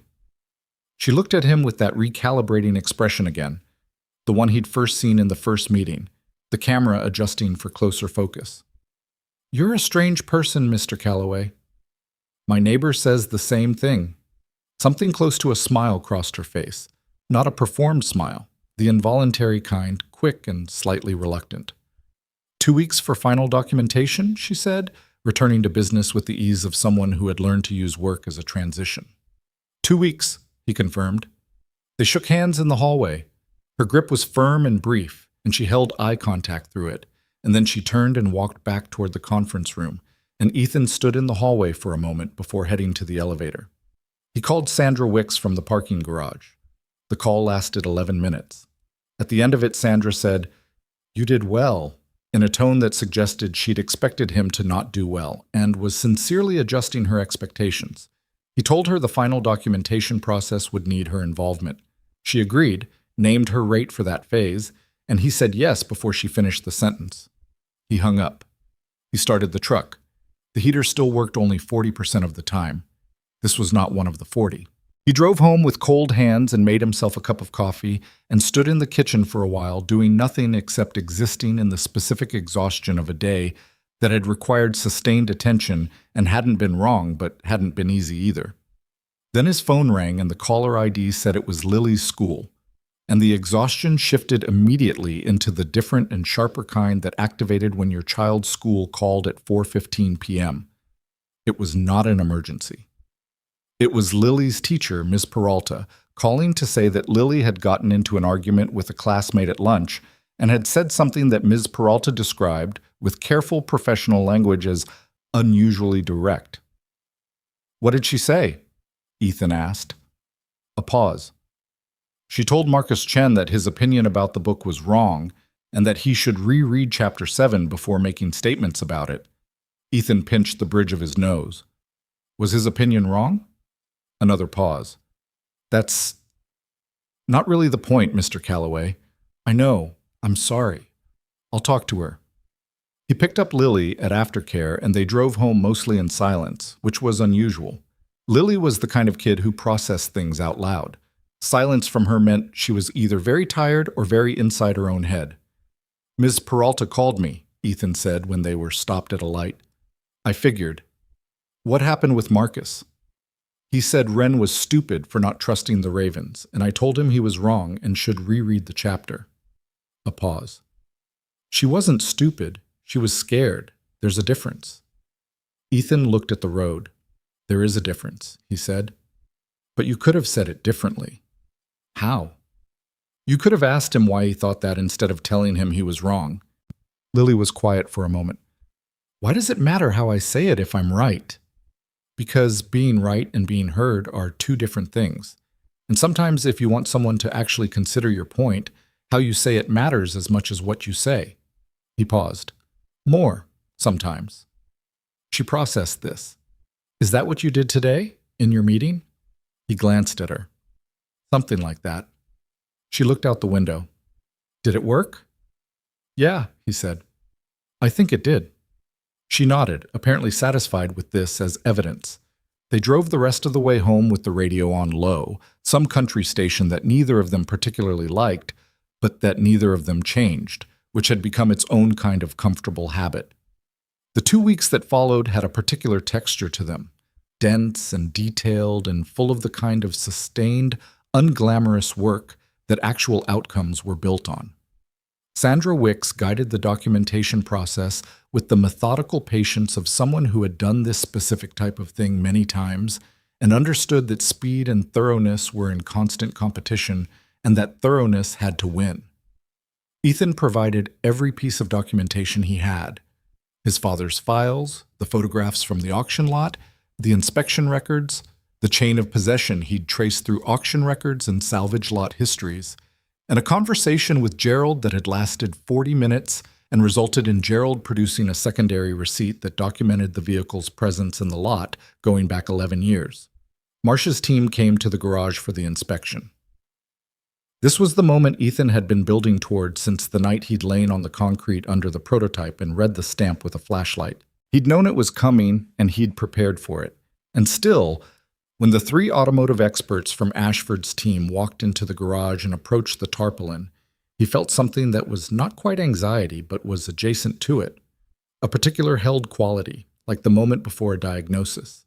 He stood back and let them work. The lead examiner was a woman named Dr. Patricia Holt, who had written 2 books on automotive history and who moved around the prototype with the specific reverence of someone in the presence of something she'd read about but never expected to actually see. She didn't say much while she worked. She crouched, she photographed, she measured, she cross-referenced against documents on a tablet. Her 2 colleagues did the same in their respective areas. After 2 hours, Dr. Holt stood up and looked at Ethan. "It's genuine," she said, simply, without ceremony. "The identification is solid. The documentation chain is intact." She paused. "Where did you find this?" "Salvage auction lot," he said. She looked at him for a moment with an expression that he'd seen before, in various forms, from various people. The expression of someone recalibrating what they thought they knew about how things ended up where they ended up. "It's been sitting in a salvage lot for at least 11 years based on the records, probably longer." She looked back at the prototype. "Your father's research pointed you here. In a general sense, he'd narrowed it to Columbus area lots. I was in the right place." "Nobody else was looking in the right place," she said. He didn't respond to that. The report from Holt's team went to Marsh's office the following Monday. Ethan didn't see the report itself, but he heard from Sandra that its language was unambiguous. The prototype was what he said it was. The documentation established what needed to be established. The legal argument it supported was as solid as physical evidence could make an argument. On Wednesday of that week, the unknown caller from 2 weeks ago called again. This time, Ethan was in the garage, alone, working on a small British roadster he'd picked up at a private sale. A project he'd taken on partly because it was interesting and partly because he needed something with his hands while the larger situation moved at the pace of legal proceedings. He recognized the number. He'd logged it after the first call. He let it ring. Then he called Sandra. "They called again," he said. "I assumed they would." Sandra's voice was gravel and patience. "Don't pick up. Let it go to voicemail. Send me the recording." "They didn't leave a voicemail last time." "They will this time. They're getting nervous." She was right. The voicemail came 90 minutes later. The voice was different from the first call. A woman this time, equally measured, similarly unnamed, and the message was shorter and more direct. The offer was being increased. The conditions remained the same. They wanted a response within 48 hours. Ethan forwarded it to Sandra. Then he forwarded it to Victoria Ashford's direct line via text message. The audio file. No accompanying explanation, which he figured didn't need one. Her response came back within 3 minutes. A single line. "Our legal team has this. Thank you." He put the phone down and went back to the British roadster.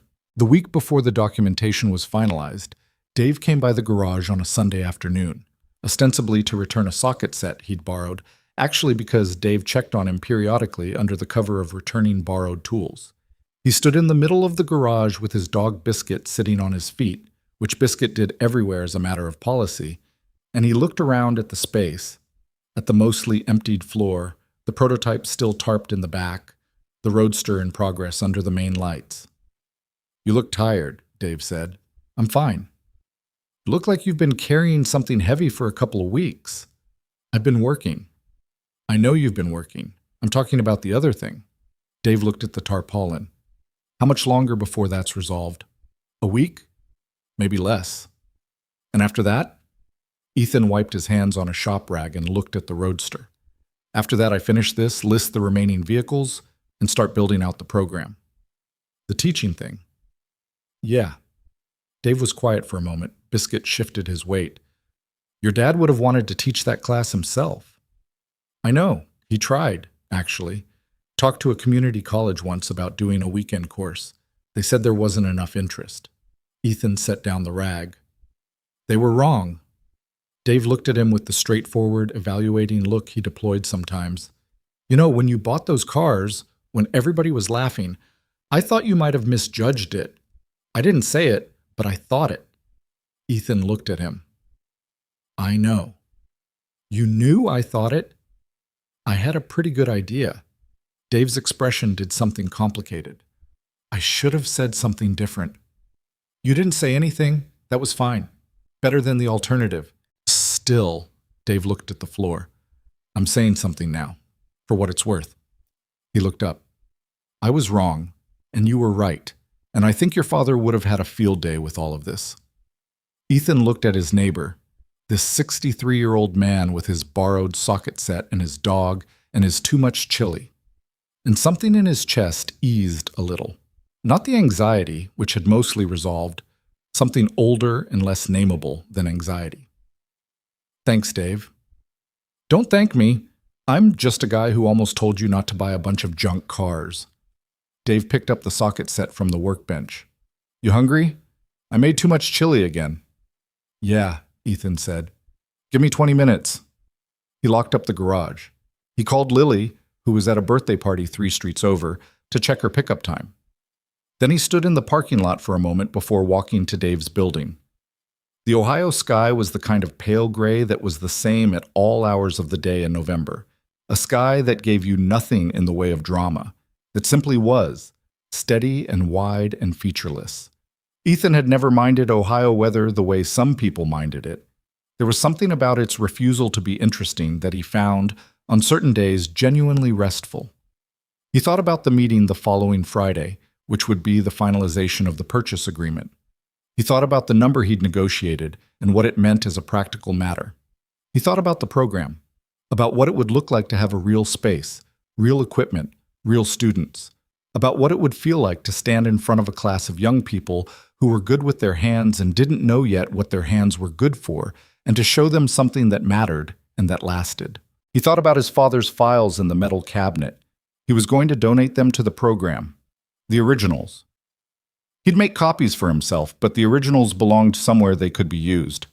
Friday arrived the way significant days did, feeling both inevitable and slightly surreal, like you'd been building towards something long enough that when it was finally in front of you, it had the quality of a thing you'd already lived. The agreement signing happened in a different conference room, larger than the first, with Marsh and 2 additional lawyers on Ashford's side and Sandra Wicks beside Ethan, who wore the same jacket she had last time and arrived 3 minutes early. Ethan signed where indicated. The number on the agreement was larger than what he'd grown up believing was a number that could ever be attached to his name or his work or his family. He looked at it for a moment before he signed. Not for ceremony, more like making sure it was real before he committed to a reality that included it. Sandra witnessed the signature. She squeezed his arm briefly after, which from Sandra Wicks was the equivalent of a standing ovation. Victoria Ashford signed last. When she'd finished, she set down the pen and looked across the table at Ethan, and for a moment neither of them said anything. The lawyers were gathering papers. The room had the specific bustle of things wrapping up. The program funding goes through in 30 days, Victoria said. Standard processing time. Catherine will be your point of contact for that. I know. We've already been in touch, and she nodded. Then, I'd like to come see the facility when it's set up, if that's all right. He considered this. Yeah, he said. That's all right. She stood. He stood. They shook hands across the table, the same brief, firm grip as before, but the context around it was entirely different now, and they both knew it. Mr. Calloway, she said. Ms. Ashford. She left with her team. Sandra started talking to him about tax implications, which was important and which he absorbed as best he could while also being inside a moment that had its own distinct weight and texture, and that he wanted to stay in for another few seconds. He rode the elevator down with Sandra, who talked about documentation storage, and he nodded and asked the right questions. They said goodbye in the lobby. He walked to his truck alone. He sat in the truck for a moment. He looked at his hands, the permanent stain of grease in the knuckle creases that never fully washed out no matter how well he cleaned up. The hands of a man who worked with his hands. His father's hands, more or less, given a younger version's shape. He thought about a parking lot 3 months ago. About 17 cars and a paddle with his number on it and the sound of laughter. About driving home that day with the photographs on his phone and the cold air coming through the heater vent that wasn't working and the specific quiet of a man who knows something other people don't know yet. He started the truck. The heater came on, which surprised him. Fully, immediately, warm air coming through both vents. He sat there for a second with the warmth of it. Then he put it in drive and went to pick up his daughter. She was at the curb when he pulled up, backpack on, book in hand, in the middle of the last chapter by the look of the page count. She climbed into the passenger seat without looking up. He didn't say anything. He let her read. They were 2 blocks from home when she closed the book. "Did it work out?" she said. She'd been waiting to ask. He could tell from the way she said it, measured, deliberate, the careful tone of someone who'd been holding a question for hours. "Yeah," he said. "It worked out." She looked out the windshield for a moment. Then, "Was it what you wanted?" He thought about the agreement, the number, the program, the handshake, the apology in the hallway that had been genuine. He thought about his father's files going somewhere they'd be used. He thought about the composition notebook, all the pages of it, and what he'd written on the first page after the auction. Now what? And whether the answer he'd found was the answer he'd been looking for when he wrote the question. "Yeah," he said. "It was." Lily nodded, satisfied with this the way she was satisfied with answers that matched the ones she'd already worked out for herself. She opened her book to the last chapter. He let her read. That evening, after dinner and homework and 30 minutes of television and Lily asleep with the lamp still on and the book open at the end, Ethan sat in the garage alone. Not working, just sitting on the stool near the workbench with a cup of coffee that he'd let go cold without drinking much of it. He looked at the tarpaulin at the back of the garage. In 3 days, the Ashford team was coming to transport the prototype to a secure evidence facility. After that, it would go wherever evidence went. Into the machinery of legal proceedings, into a chain of custody that had nothing to do with rented garages on the east side of Columbus. It would do what it was meant to do. It would matter in the way it was meant to matter. He wasn't sad about it going. He'd been checking himself on that over the past few weeks to see if there was grief underneath the resolution. There wasn't exactly. There was something, but it was closer to the feeling of completing a thing. The specific satisfying ache of a job finished and finished well, which was its own kind of feeling and didn't need to be confused with loss. He thought about his father one more time, about Thomas Calloway and his shop on the south side, with his cold coffee and his open folder and everything he'd known and everything he'd been trying to find, about whether it mattered, in any real sense, that it had been Ethan who found it and not Thomas. He'd turned this over many times in the preceding months, and he kept arriving at the same place. It didn't matter who found it. It mattered that it was found, and what it meant, and what came next. Thomas Calloway's work had ended where Ethan's began. That was how it was supposed to work. He finished the cold coffee. He rinsed the mug. He turned off the garage light. Standing in the dark for a moment before he left, he could hear the buildings settle around him. The specific sounds of concrete and metal in the cold. The distant sound of traffic somewhere on the main road, the ambient quiet of a neighborhood going to sleep. The tarpaulin was still in the dark. The prototype under it was still there. For 3 more days it was his, and then it was going to do what his father had always believed it could do. He stood there for a few more seconds, then he went inside. The Ashford team came for the prototype on a Tuesday morning, which was ordinary in the way that significant departures were often ordinary. Unremarkable weather, a regular weekday, no ceremony built into the logistics of it. 2 men in a company van, a padded transport system designed for fragile cargo, and Dr. Patricia Holt again, who Ethan suspected had specifically requested to be present for the transfer and who stood to one side while her colleagues worked and watched the prototype being prepared for transport with an expression that was professionally neutral and personally not. Ethan had removed the tarpaulin the night before. He'd done it alone, after Lily was in bed, and he'd stood with it in his hands for a moment, a heavy, dirty piece of canvas that smelled of dust and time, before folding it and setting it aside. The prototype underneath looked different without it. It always did. Things looked different when you stopped covering them. He'd spent an hour just walking around it slowly, not touching it, not photographing it. He had enough photographs, just looking, memorizing the specific angles and the specific rust patterns and the shape of the thing that his father had believed in and that he had found and that was about to leave his garage and his life and go do what it was meant to do. He'd made his peace with it the previous week. Standing here now in the quiet of the lit garage, he found that the peace had held, which was not always guaranteed. Tuesday morning, he watched them load it. Dr. Holt asked him twice if he had any concerns about the transport method. He said no both times. When the van doors closed, she turned to him and extended her hand. For what it's worth, she said, from an historical perspective, this is significant. What you found. My father found it first, Ethan said. I just went and picked it up. She looked at him with the evaluating expression of someone deciding if this was modesty or accuracy. Both things can be true, she said. She got in the van. They drove away. Ethan stood in the empty garage and looked at the space where the prototype had been for the past 3 months, a clean rectangle on the floor marked by the absence of dust, a ghost outline of something that had been there and was now elsewhere. He got his coffee from the workbench. He sat on the stool. He looked at the roadster. Then he picked up his tools and got to work, because that was what came next, and because the work had always been the steadiest thing in his life, regardless of what was happening around it. The hearing was 7 weeks out. Sandra had explained the timeline to him in 2 separate conversations, being careful to set his expectations at a realistic level. He was not going to be in the courtroom. His role in the legal proceedings was, at this point, essentially complete. He had provided the vehicle, the documentation, the chain of custody. The prototype would speak for itself in the hands of people who knew how to make it speak. Sandra would remain his legal contact throughout in case any follow-up was required.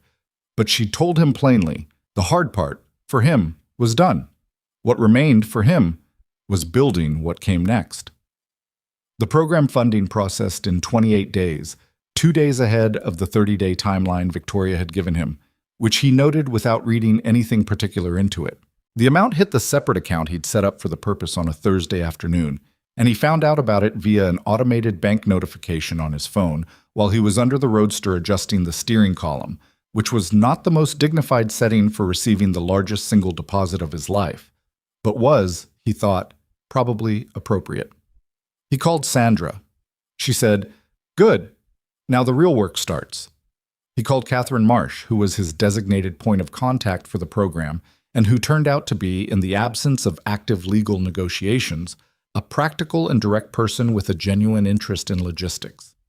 They had a 40-minute call about timelines and facility requirements, and she said twice, in slightly different ways, that the program needed to be real and not cosmetic, and both times he said, "I know," with a tone that communicated he'd been thinking about it longer than she had. He'd already found the space.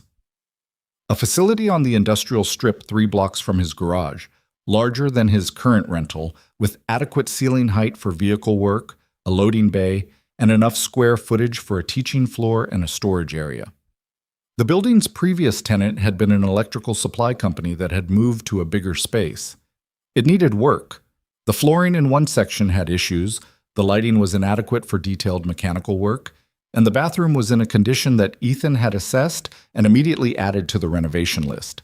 The landlord, a woman named Patricia Ng, who owned 4 buildings in the area and had the unhurried confidence of someone who knew her properties were solid and could wait for the right tenant, had given him a 6-month lease with an option to purchase at the end of it. He signed the lease on a Friday.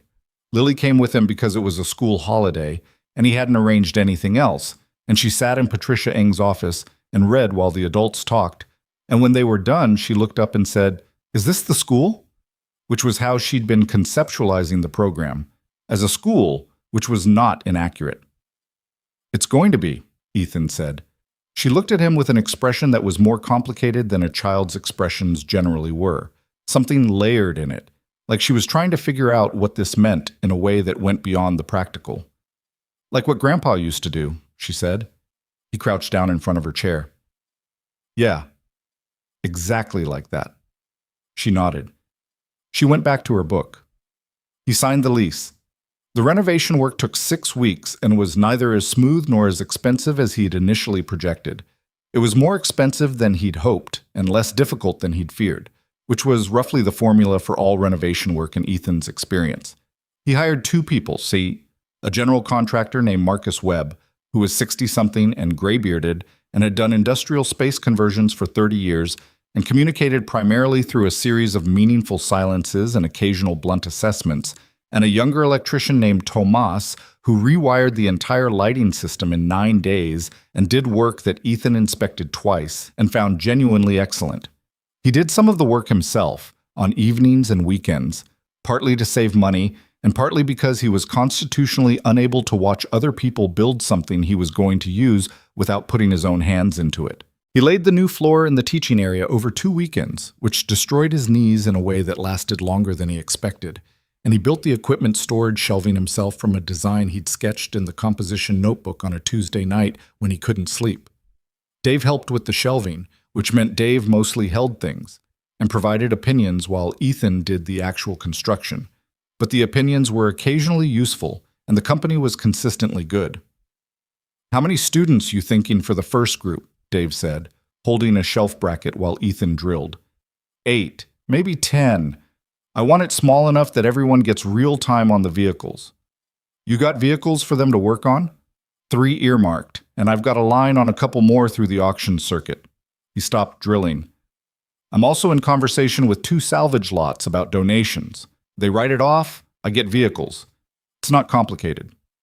Who's teaching? Ethan looked at him. I know you're teaching, Dave said. I mean, besides you. I've been talking to a guy named Ferris, retired from a commercial fleet operation in Cleveland. He knows diesel systems better than anyone I've met in my life. And there's a woman, Carmen Ruiz, who's been doing body restoration work for 20 years and who I've been trying to convince for 3 weeks. She says no. She says she'll think about it, which with her means she's about 60% yes and 40% she wants to make sure I'm serious. Dave looked around the unfinished space with its new lighting and its bare walls and its half-built shelving. You look serious. I am serious. Tell her that. I've been telling her that. Tell her differently, Dave said. He handed Ethan a screw. Tell her what the thing is actually for, not what it does. What it's for. Ethan held the screw for a moment. He thought about the way his father had talked about the garage, not in terms of what he fixed, but in terms of what the fixing meant. He thought about Lily saying it smells like the stories Grandpa used to tell.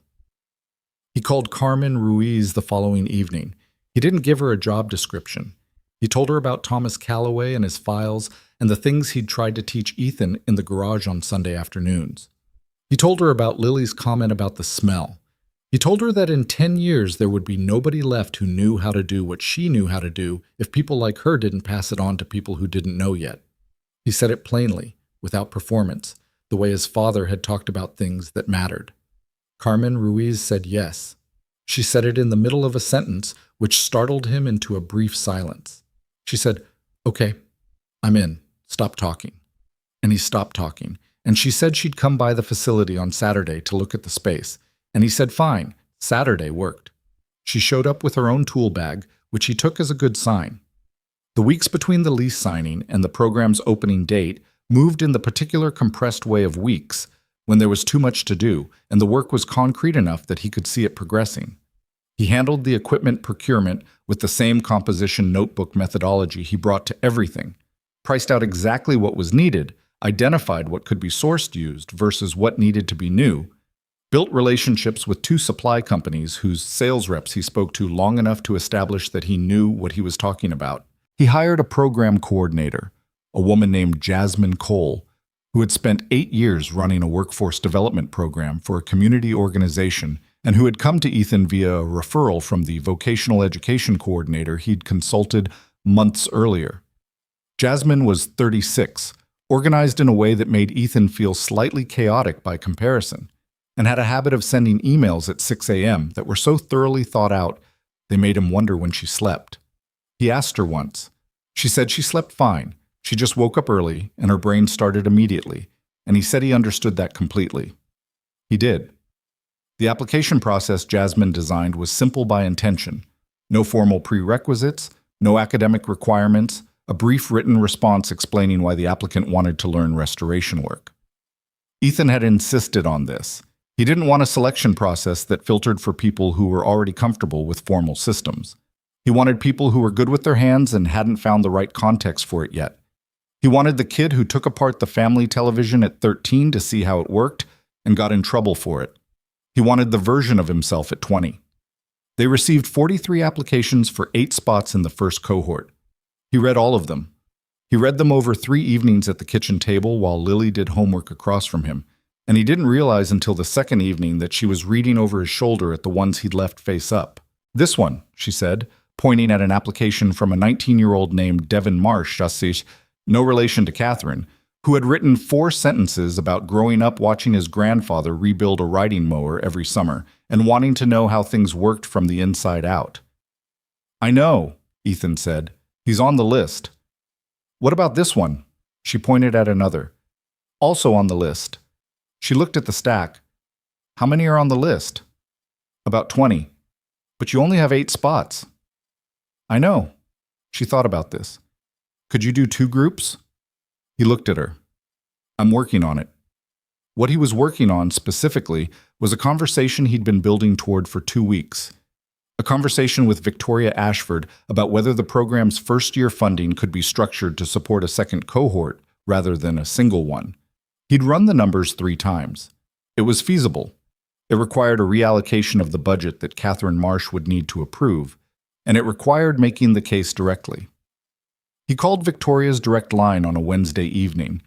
She picked up on the 3rd ring, which by his experience of her suggested she was at her desk rather than in a meeting. "Calloway," she said. The same tone as the night he'd told her about the rival corporation's call, present, direct, slightly different from how she spoke in formal settings. "I want to expand the first cohort," he said. 2 groups instead of 1. I've run the numbers and it's within the existing budget if we restructure one line item. I want to walk you through it. A pause. "You're calling me at 7 p.m. to restructure a line item. Catherine doesn't pick up after 6. He heard something that might have been a suppressed sound. "Send me the numbers. I'll look at them tonight. I can walk you through them now." "Calloway." A pause that had a specific quality to it, not impatience, more like someone recalibrating their evening. "Fine. Walk me through them." He did. It took 12 minutes. She asked 2 questions that were precisely the right questions, which he'd expected. She had a mind that went straight to the structural issues and didn't waste time on surface details. He answered both. She was quiet for a moment. "Catherine will have my approval in her email by 9 tomorrow morning," she said. "Thank you." "Don't thank me. The numbers make sense." A pause. "How many applications did you get?" 43. Silence on her end. He gave her a moment with it. "For 8 spots," she said. 16 now." Another pause. "That's more than I expected." "Me too," he said honestly, "though maybe it shouldn't be." She didn't respond to that directly. Instead, "How's the facility coming along?" "Done. Mostly. There's a bathroom situation that Marcus Webb is addressing this week, and I'm choosing to trust him." "Is that a concern?" "The bathroom has been a concern since I first saw it. Marcus says it's fine. I've decided to believe him because the alternative is to become personally involved in a plumbing situation, and I have enough going on." This time, the suppressed sound was definitely a laugh. Short, involuntary, the kind that escaped before a person remembered they were on a professional call. He'd heard it once before, in the hallway after the first meeting. He hadn't expected it then either. "I'll let you get back to your evening," he said. "It was paperwork," she said. "This was better." She hung up. He set the phone on the kitchen table and looked at the application stack for a moment. Lily looked up from her homework. "Who was that?" "The woman from the company. The one who laughed at you." He looked at his daughter. He'd never told her specifically about the auction. He'd told her about the meetings, the prototype, the general shape of it, but not the laughter, not Victoria Ashford's specific comment in the parking lot. "Where did you hear that?" he said. "Dave," she said simply, and went back to her homework. He made a mental note to have a conversation with Dave about what he shared with 8-year-olds. Then he decided against it, because Dave's conversations with Lily were their own thing and generally seemed to do her more good than harm, and because he suspected Lily had asked direct questions that Dave had answered honestly, which was not something he could reasonably fault either of them for. "Yeah," he said, "the one who laughed." Lily considered this for a moment without looking up. "Is she different now?" He thought about the hallway apology, about 7 p.m. phone calls about line items, about the involuntary laugh. "Some," he said. "Good," Lily said, with the economy of judgment that children sometimes deployed that was more final than anything an adult would say on the same subject. He went back to the applications. The opening day of the program was on a Monday in early spring, which was not a symbolic choice. It was when the facility was ready and the cohort schedules aligned, but which had a particular quality to it regardless. Columbus in early spring was still cold in the mornings, sky still doing its flat gray thing, but the quality of the cold had changed. There was something under it that was different from November. An intention, maybe. The sense of something about to shift. Ethan arrived at the facility at 6:30 a.m. He didn't need to be there for another hour and a half, but he needed to be there. He walked the teaching floor alone, in the empty space with its new lighting and its concrete floor and the 3 vehicles lined up in their bays. A partial restoration project he'd selected specifically for its teaching value, a solid vehicle with mostly mechanical issues, and a body restoration candidate that Carmen had sourced and prepared. He walked the storage area. He stood in the middle of the main floor and looked at what had been built. It was not perfect. The bathroom still had a minor issue that Marcus had declared resolved and that Ethan had a lingering doubt about. One of the overhead lights in the far corner had developed a flicker in its last week that Tomas was coming to address on Wednesday. The shelving in the storage area was slightly uneven in one section because he'd been tired when he built that part and hadn't caught it until it was already mounted. But the floor was solid and the lighting was good and the tools were organized and the vehicles were there. And in 90 minutes, 16 people were going to walk in and start learning something that mattered. He thought about his father in the shop on the south side. He thought about the folding table in the corner where he'd done homework as a kid. He thought about the smell of motor oil and bad coffee and the sound of his father's voice explaining how something worked. Not because it was Ethan's job to understand, but because Thomas Calloway couldn't help explaining things he found interesting and found almost everything interesting, and thought the world was better when more people understood more things. Jasmine arrived at 7:45, Carmen at 8, Ferris at 8:10, in a jacket that had seen more years than Ethan's canvas one, carrying a thermos the size of a small fire extinguisher. "You look nervous," Ferris said to Ethan by way of greeting. "I'm not nervous." Ferris looked at him. Ferris was 64 and had spent 40 years reading people the way Ethan read engines. "You're a little nervous." "I want it to go right." "It's not going to go perfectly right. It's the first day." He poured coffee from his thermos into the cup at the top and handed it to Ethan. "But it's going to go. That's the part that matters." The 16 students arrived between 8:30 and 9. They were not what Ethan had imagined, and also exactly what he'd imagined. A range of ages, backgrounds, degrees of confidence. Some walked in like they owned the space. Some walked in like they were waiting to find out they were in the wrong place. Devin Marsh, the 19-year-old who'd written about his grandfather and the riding mower, came in early, looked at the vehicles in their bays, and went straight to the first one and stood next to it without touching it, just looking at it the way Ethan had stood next to the prototype the night before the Ashford team came for it. Ethan watched this for a moment. Then he crossed the floor. "Devin," he said. The kid looked at him. Up close, he was younger than his application had suggested. Still had that particular look of someone who hadn't yet become the person they were going to be. "Yeah, that's me. I'm Calloway. I run this." He nodded at the vehicle. "You know this model?" Devin looked back at it. "Not this one specifically, but I've worked on the Era. My grandfather had a shop. I used to—" He stopped, like he was editing himself. "I used to hang around when I probably shouldn't have." "Learning things?" "Yeah." "Good," Ethan said. "That's the right way to start." He walked to the center of the floor when everyone had arrived and stood there in the same canvas jacket and the same slightly too small knit hat, which he took off and put in his pocket because it felt like an indoor situation, and looked at the 16 people arranged in a loose semicircle around him with varying degrees of attentiveness. He didn't have prepared remarks. He'd thought about preparing remarks and decided against it, because prepared remarks had a quality that the moment didn't need. He had a few things he wanted to say, and he said them. "I'm not going to tell you this is going to be easy," he said. "It's not. The work is physical and specific and takes longer to get right than you're going to want it to take. You're going to spend significant time on things that seem small. A brake line, a carburetor needle, a weld in a place you can barely see. Those things are not small. Those things are what everything else is built on. He paused. My father told me that when I was 10 years old. It took me another 20 years to fully understand what he meant. He looked around the room. Nobody was on their phone. That was a start. I found the car that made this program possible in a salvage lot, in the back row, under a tarp that was mostly falling off, he said. I found it because my father spent 30 years knowing what to look for and taught me the same thing. The people who were supposed to find it, the people with resources and expertise and equipment, walked right past it. He paused. Not because they weren't smart, because they didn't know what to look for. He let that sit for a moment. What I'm going to teach you is what to look for.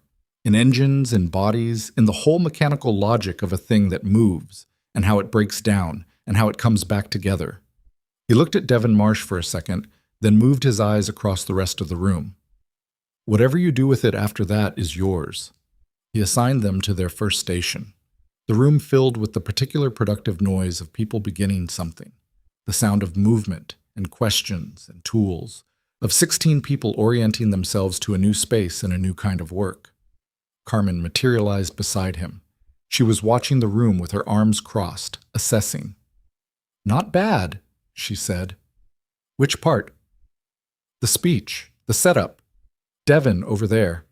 She nodded at Devon Marsh, who was already asking Ferris something with a focused intensity that Ferris was receiving with his particular brand of slow patience. All of it. It's one morning. I know. She uncrossed her arms. But the first morning tells you something. This tells me something.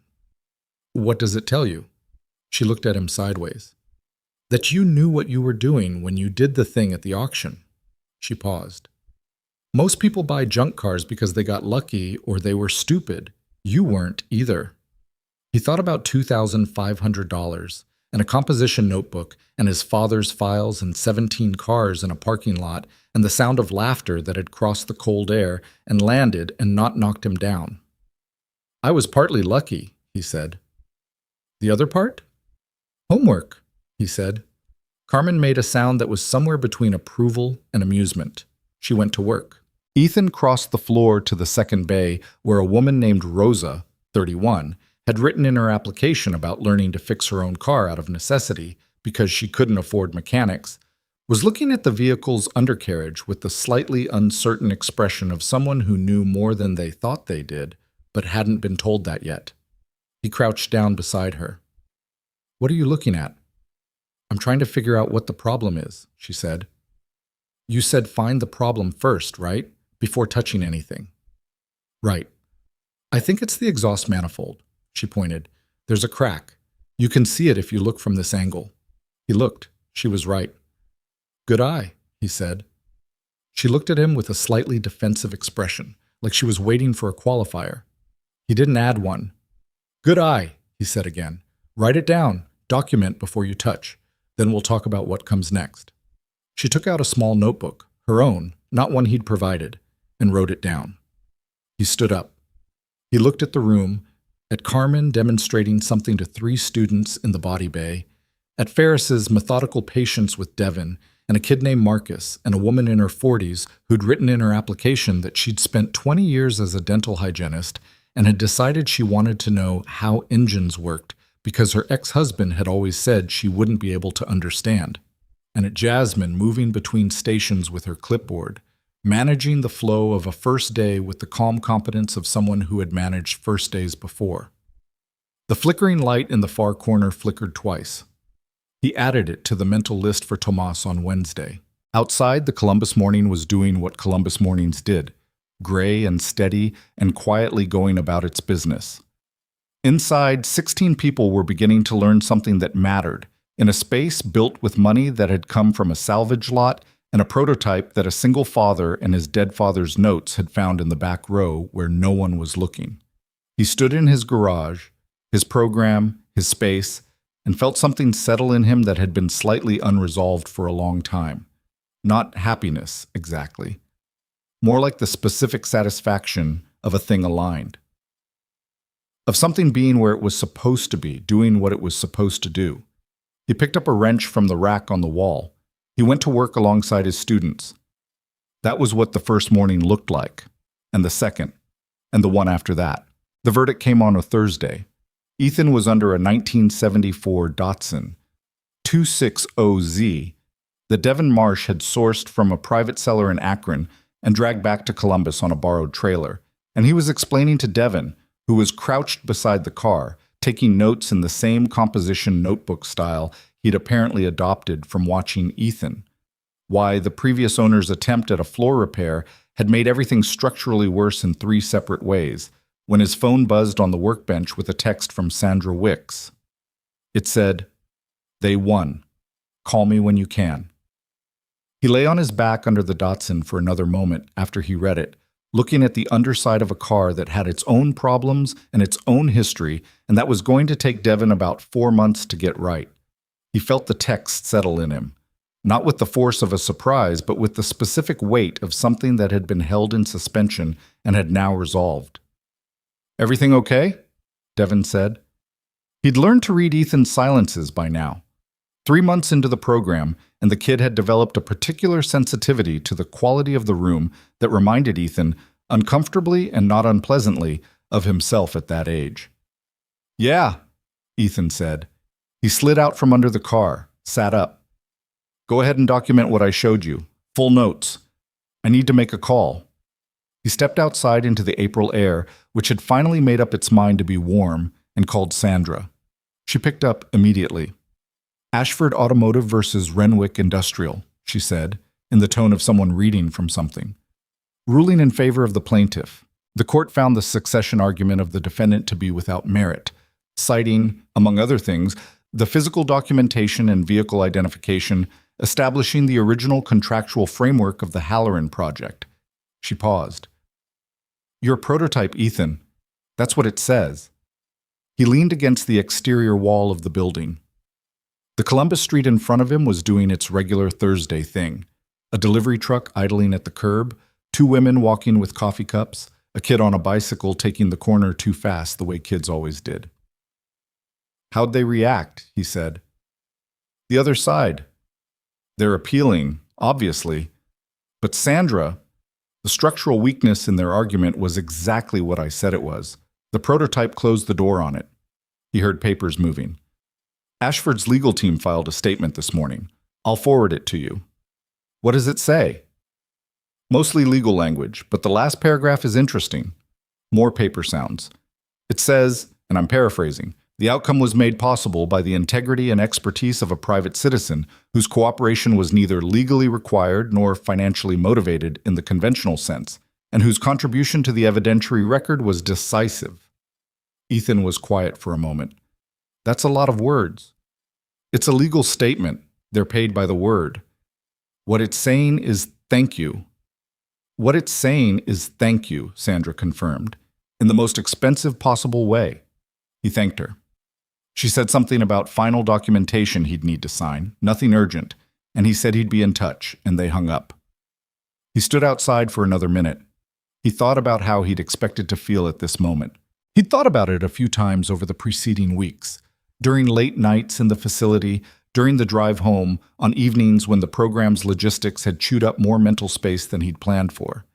He'd expected something more pronounced, a larger emotional event. What he actually felt was quieter than that, more like the sensation of setting down something you'd been carrying so long you'd stopped noticing the weight, the absence of pressure rather than the presence of relief. He went back inside. Devin had filled 2 notebook pages with documentation on the floor repair assessment, with small sketch diagrams that were surprisingly precise for a 19-year-old who'd never been formally trained. Ethan looked them over. "This is good," he said. He pointed at one diagram. "This angle's slightly off. The rust spread follows the seam line here, not perpendicular. See the difference?" Devin looked, corrected the diagram. "Got it?" Then, "The thing you went out for, is it good news or bad news?" "Good news?" "For you or for someone else?" Ethan looked at him. "Both, mostly someone else." Devin nodded and went back to his notes, which was the right response, and Ethan made a mental note that Devin Marsh was going to be genuinely good at this work. the kind of good that came from a combination of natural feel and the willingness to be corrected that was rarer than the natural feel. The statement Sandra had forwarded arrived in his email that afternoon. He read it at the folding table during the lunch break, while the facility around him was in the particular loose state of a place between sessions. Carmen in the body bay with 3 students who'd stayed to keep working, Jasmine at her desk in the small office space by the door, Ferris standing at the coffee station doing the thing he always did where he held the cup without drinking it while he thought about something. The statement was what Sandra had described: formal, thorough, legally precise. But the last paragraph was something else. Someone on Ashford's legal team had written it differently from the rest, in language that was still measured but had a human quality underneath the professional surface. The phrase that stayed with him was not the one Sandra had quoted. It was earlier in the paragraph. In circumstances where concealment would have been both lucrative and legally defensible, the decision to disclose represented a choice of a kind that legal proceedings depend upon but cannot compel. He read it twice. He folded his phone face down on the table. He ate the rest of his lunch, which was a sandwich that Lily had insisted on making that morning with an amount of mustard he hadn't requested, but had eaten anyway because she'd made it. The call from Victoria came at 6:15 that evening, after the last student had left and he was locking up the equipment storage. "You heard," she said. "Sandra called this morning. I was in the courtroom." A pause. The particular kind of pause that came from someone who'd been carrying something for a long time and had just put it down. When the ruling came in, "I've been in a lot of high-stakes proceedings. I've won before. This felt different because of what was at stake, because of how we got there." She stopped, started differently. "My legal team told me when they got the documentation that the physical evidence was the cleanest they'd seen in a case like this. The chain of custody, the identification, the historical record, all of it. They said whoever had maintained it had been meticulous." "My father was meticulous," Ethan said. "I learned from him." A silence. "Renwick is appealing. Sandra told me. It'll take time. Years, probably. But the structural argument won't hold on appeal either. The prototype closed that door."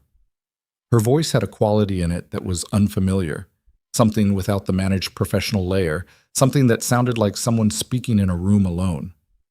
"I keep thinking about what it would have looked like if you'd taken their offer, if the vehicle had never surfaced. We'd have lost. We'd have lost everything. The patents, the product lines, the litigation costs. It would have taken years just to assess the damage." A pause. 3,000 employees. He hadn't known the specific number before. He sat with it for a moment. "I know," he said. "Do you? Because I don't think I fully said to you at any point what was actually at stake. I kept it in legal language. Catherine kept it in legal language." Her voice was steady, but not quite flat. 3,000 people with mortgages and kids and health insurance through us. That's what was behind the documents. "I knew it was significant," he said. "I didn't know the specific number." "Does it change anything, knowing now?" He thought about it. "No," he said. "The reason I called you that night wasn't about numbers. It was about what was right. The numbers don't change that." Silence on her end, longer than her usual silences. "No," she said finally. "I suppose they don't." Another pause. "I want to come see the program. I said I would. I meant it." "I know you meant it. Is next week too soon? I don't want to disrupt." "Next week is fine. Wednesday morning, come at 9. Students are in by 8:30 and they'll be past the setup phase by 9. I'll be there." She came on Wednesday at 9:04, which by her standards was almost certainly a scheduling concession. He suspected her calendar was managed in 15-minute increments, and that arriving 4 minutes late meant something had genuinely delayed her. She came alone, which was different from every other interaction he'd had with her. No Price, no Marsh, no assistants, just Victoria Ashford in a less formal jacket than he'd seen her in before, looking like someone who had deliberately chosen not to make an entrance. He met her at the door. They shook hands. She looked past him at the facility floor with the particular look of someone taking in a space they've heard described and are now recalibrating against the reality. Bigger than I pictured, she said. We needed room for the vehicles. She walked in. He let her look without narrating. This was something he'd learned from his father. When you showed someone something you'd made, you let them look. You didn't explain it to death. The thing spoke, or it didn't. The morning session was in full swing. Carmen was running a body repair demonstration at the far bay with 4 students around her, pointing at something on the rear quarter panel and talking. Ferris was working one-on-one with Rosa on a carburetor rebuild at the center bench, their heads close together over the disassembled components. Rosa's brow furrowed in the specific way it did when she was figuring something out rather than lost. Devin was working independently on the Datsun, music in one ear and his notebook on the bumper beside him. Victoria watched. She didn't say anything for a full 3 minutes. "How old is he?" she said, nodding toward Devin. 19. His grandfather had a shop. He looks like he's been doing this for years. He has been, in a way. He just didn't have a context for it. Ethan paused. That's most of them. They already know more than they think they know. The program is mostly about giving them the framework to use what's already there. She looked at him sideways. Is that what your father gave you? He gave me the knowledge and the framework, Ethan said, and the patience. I'm still working on that last part. She looked back at the floor. Carmen had moved on to demonstrating something with a body hammer. The students were watching with the focused attention that good demonstrations commanded. And one of them, a woman named Patricia, who was in her mid-40s and had been skeptical about everything for the first 2 weeks of the program and was now one of the most engaged students in the cohort, was asking questions in rapid succession that Carmen was answering with the particular directness that was Carmen's primary mode. She asks a lot of questions, Victoria observed. Patricia. She asked 16 questions on the first day. I counted. That annoys some teachers. It would have annoyed me, too, a few years ago. He watched Patricia tilt her head at Carmen's answer, nod, ask another question. Now I think it's the best sign you can get. Someone asking questions isn't struggling, they're building. Victoria was quiet for a moment. Can I talk to some of them? They're working. After the session, there's a break at 10:30. She nodded.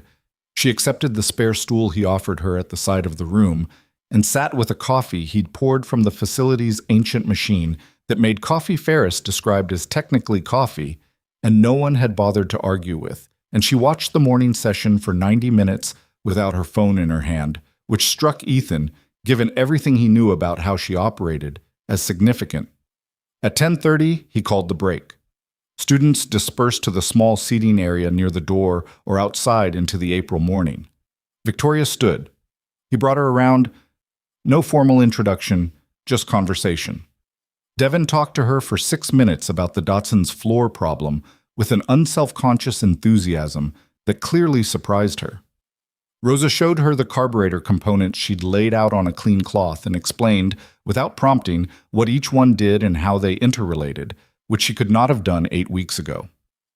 Carmen materialized and they talked briefly, Carmen's arms crossed, assessing the visitor with the same evaluation she applied to everything, and apparently deciding she passed some internal standard because she said, "Come back in 3 months.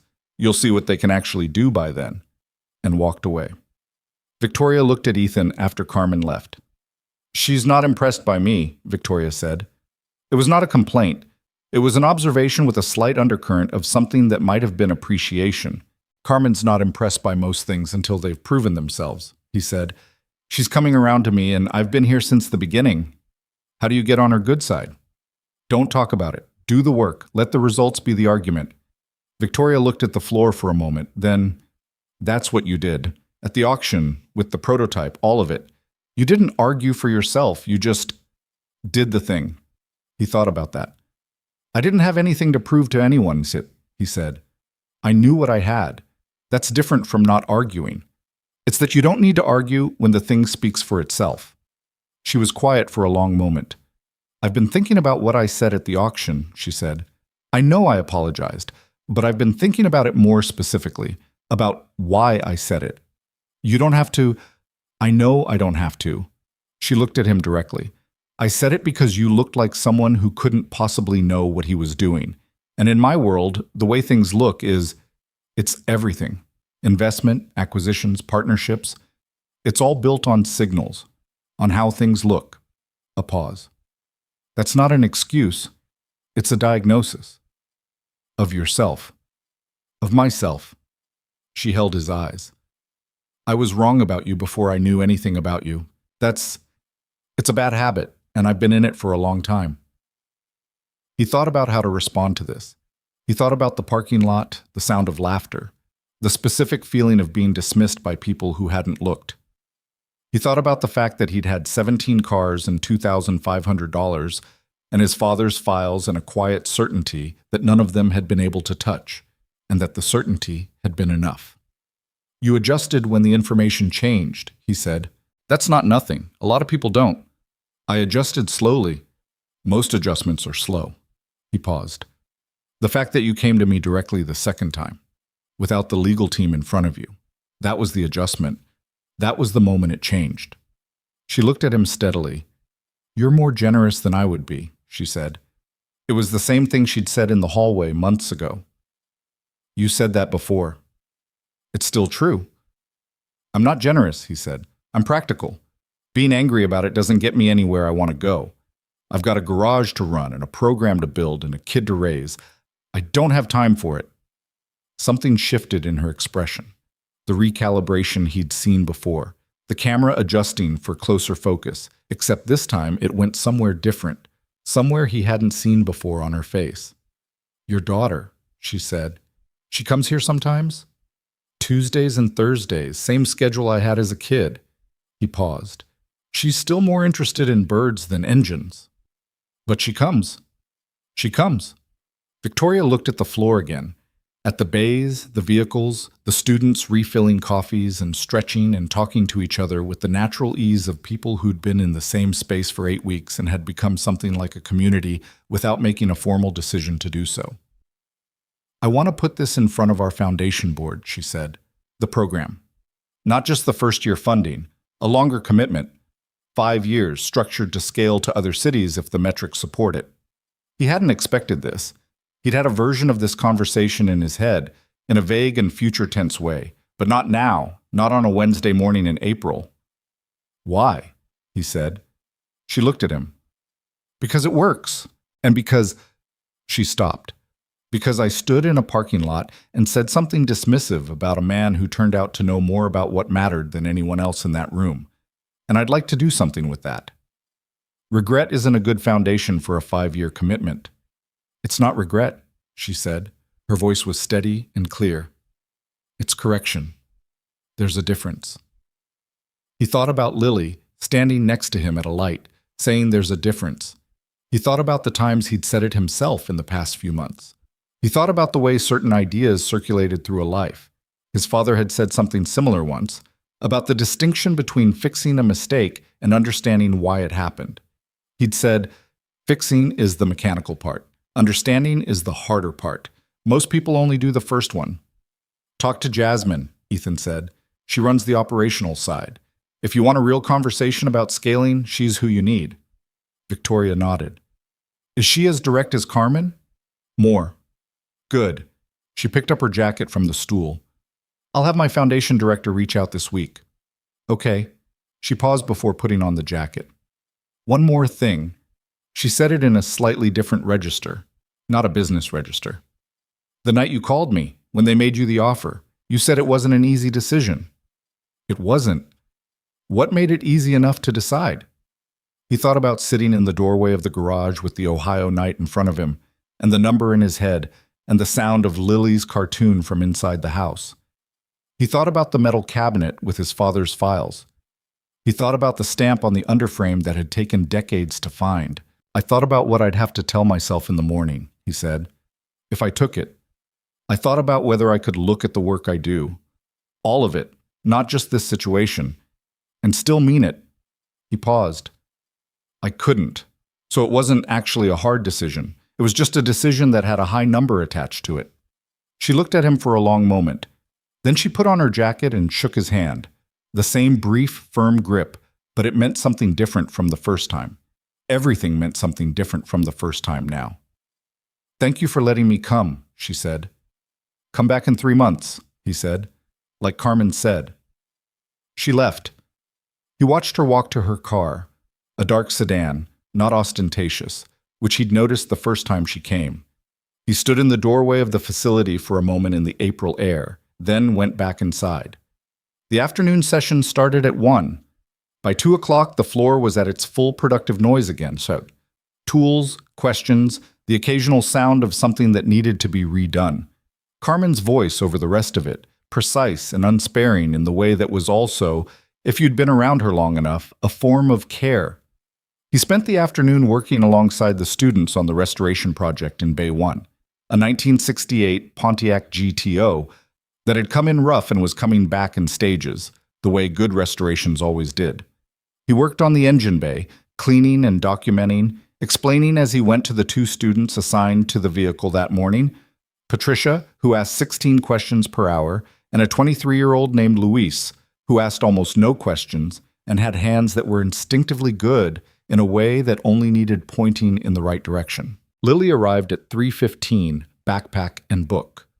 She put her things at the folding table, the same table, relocated from the old garage because some things you brought with you, and sat down without interrupting anyone. She was on the 4th book in the series now, the one where the girl discovered her gift extended to birds of prey, which Lily had described to him in considerable detail over several dinners. At 3:45, Devin Marsh came to refill his water bottle at the station near the folding table and stopped when he saw Lily's book cover. "Is that the Ren Calloway series?" he said. Lily looked up. She looked at Devin the way she looked at anyone she was encountering for the first time. Steady, assessing. "Yeah. My little sister reads those. She's obsessed." "I'm not obsessed," Lily said with the tone of someone who was. "I'm invested." Devin grinned. "How old are you?" 8? "My sister's 9. She'd lose her mind knowing someone was actually reading book 4. "It's good," Lily said. "Better than 3. She makes a real decision in this one." Devin looked at her with the expression of someone who hadn't expected this conversation to go this direction. "I'll tell her that." He glanced at Ethan. "She's yours?" "Yeah," Ethan said. Devin looked between them. "She talks like you," he said. Then he took his water bottle and went back to the Datsun, which he treated with the same focused energy at the end of the day as at the beginning, which was not common and which Ethan had been watching. Lily had gone back to her book. Ethan went back to the GTO's engine bay. The afternoon continued in its productive way, and the light through the facility windows shifted from the flat bright of midday to the particular gold of a late Ohio afternoon, and the day moved toward its end the way good days did, not dramatically, just forward. He closed up at 5:30.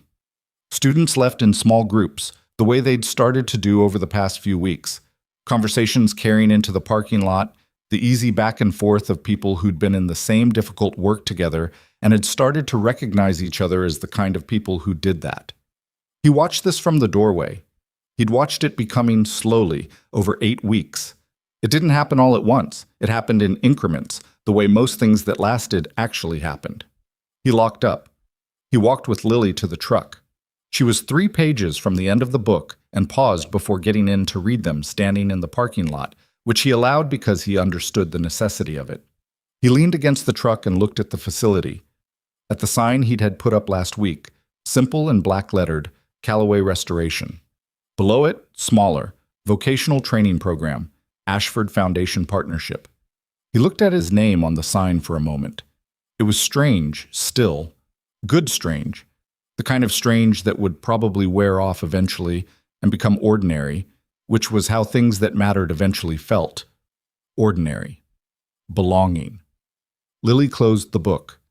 "Did she make the right decision?" he said. "Yes." She climbed into the truck.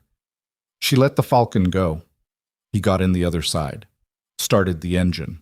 The heater came on immediately, which it had been doing consistently now for 3 weeks. He'd fixed the problem himself one Sunday afternoon, which had taken 4 hours in the right part, and the particular stubbornness of a man who had lived with a broken heater long enough to have developed a personal grievance against it. "Dad," Lily said. "Yeah." "The lady who came today, the one who laughed." He told Lily more about Victoria in recent months, not the original framing of it, not as the woman who'd mocked him, but the fuller version. The legal case, the offer, the call, the program funding. He told it to her the way he tried to tell her most things, accurately, without simplifying it into lesson shapes. She was smart enough to find the lessons herself. She didn't need them pre-packaged. "What about her?" he said. "She looked different from what I thought she'd look like." "How'd you think she'd look?" Lily thought about it. "More like someone who'd laugh at something." He drove in silence for a moment. "People aren't usually what they look like in the worst moment you've heard about them." "Was she different from the auction?" "Yeah," he said. "A lot." "Because of what happened?" "I think it would have happened eventually anyway," he said. "People like that, smart people who've been wrong about something, they figure it out eventually. The situation just moved it along." He thought about this. "Maybe." "You don't know for sure." "No," he said. "I don't know for sure. I think she would have figured it out. I think the version of her that came to the facility today was always in there. The parking lot version was on top of it." Lily processed this with her looking out the window expression. "That happens with people," she said. "Ms. Peralta says people aren't one thing." Ms. Peralta is right. She said the Marcus thing too. She said, "Marcus isn't mean, he just says things without thinking, and there's a difference." "There is a difference." "He apologized," Lily said, "about the Charizard thing and the book thing. He wrote it on a piece of paper and left it on my desk." "When was this?" "Last week." He glanced at her. "Why didn't you tell me?" She shrugged. "It was between me and Marcus." She paused. "I told him the book thing was fine, and the Charizard I still wanted 7 cards for." He looked at the road. "Did you get them?" 5 so far. He's paying installments." He drove without responding for a moment, and then he laughed. Genuinely, the full kind, the kind that surprised him. Lily looked at him with a slight smile, pleased with herself. "Installments," he said. He didn't have all 7 right away. She was serious. "It's a fair arrangement." He was still laughing when he pulled into the driveway of their house, a different house than the one they'd been in a year ago, slightly larger, with a real garage attached that he'd been slowly converting into a secondary workspace for personal projects. The rent was higher than before and was currently completely manageable, which was a sentence that had not been true for most of his adult life, and that he hadn't quite gotten used to yet.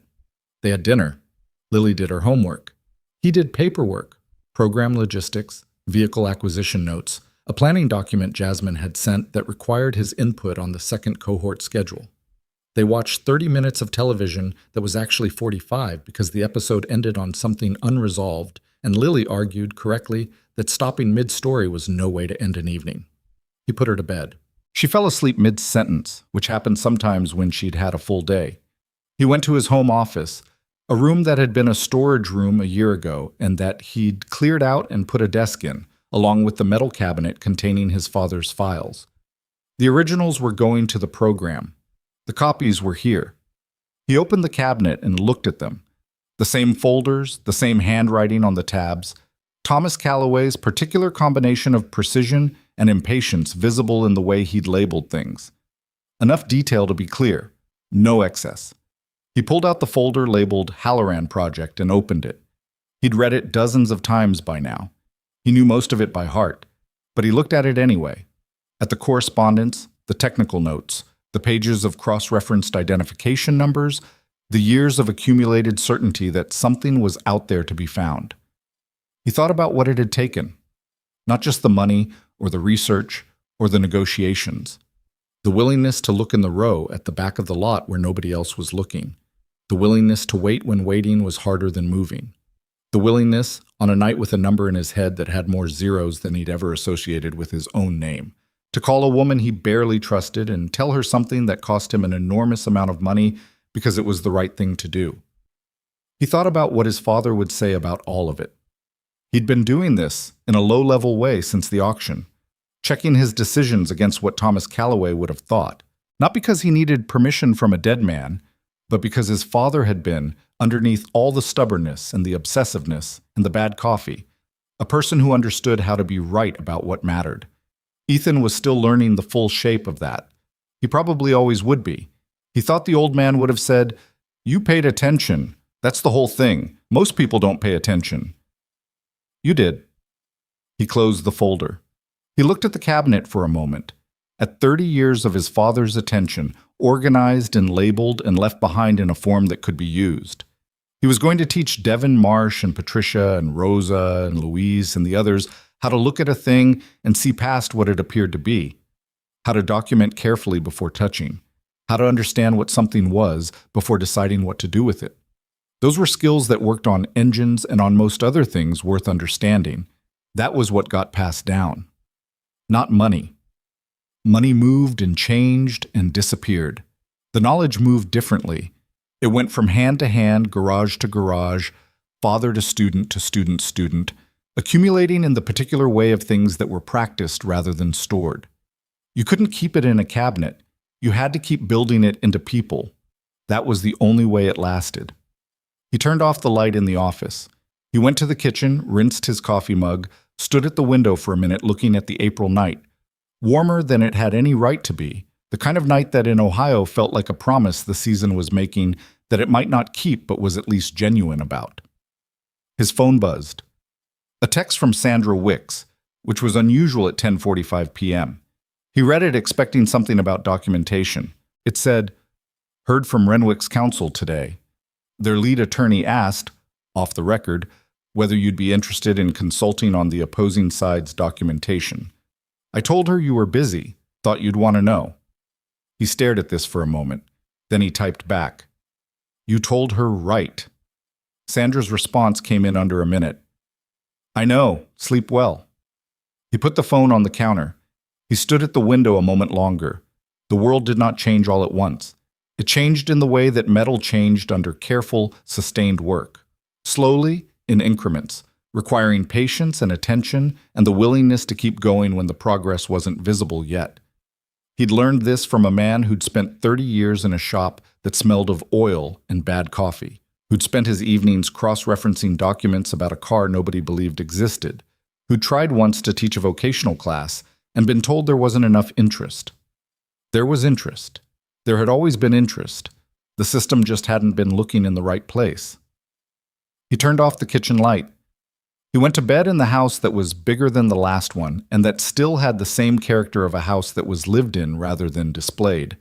Lily's drawings on the refrigerator, his father's clock on the hallway wall, the folding chair from the old garage that he kept meaning to get rid of and kept not getting rid of. He fell asleep without difficulty, which had not always been true and which he'd stopped taking for granted. In the morning, he would drive to the facility. The students would arrive. The work would continue.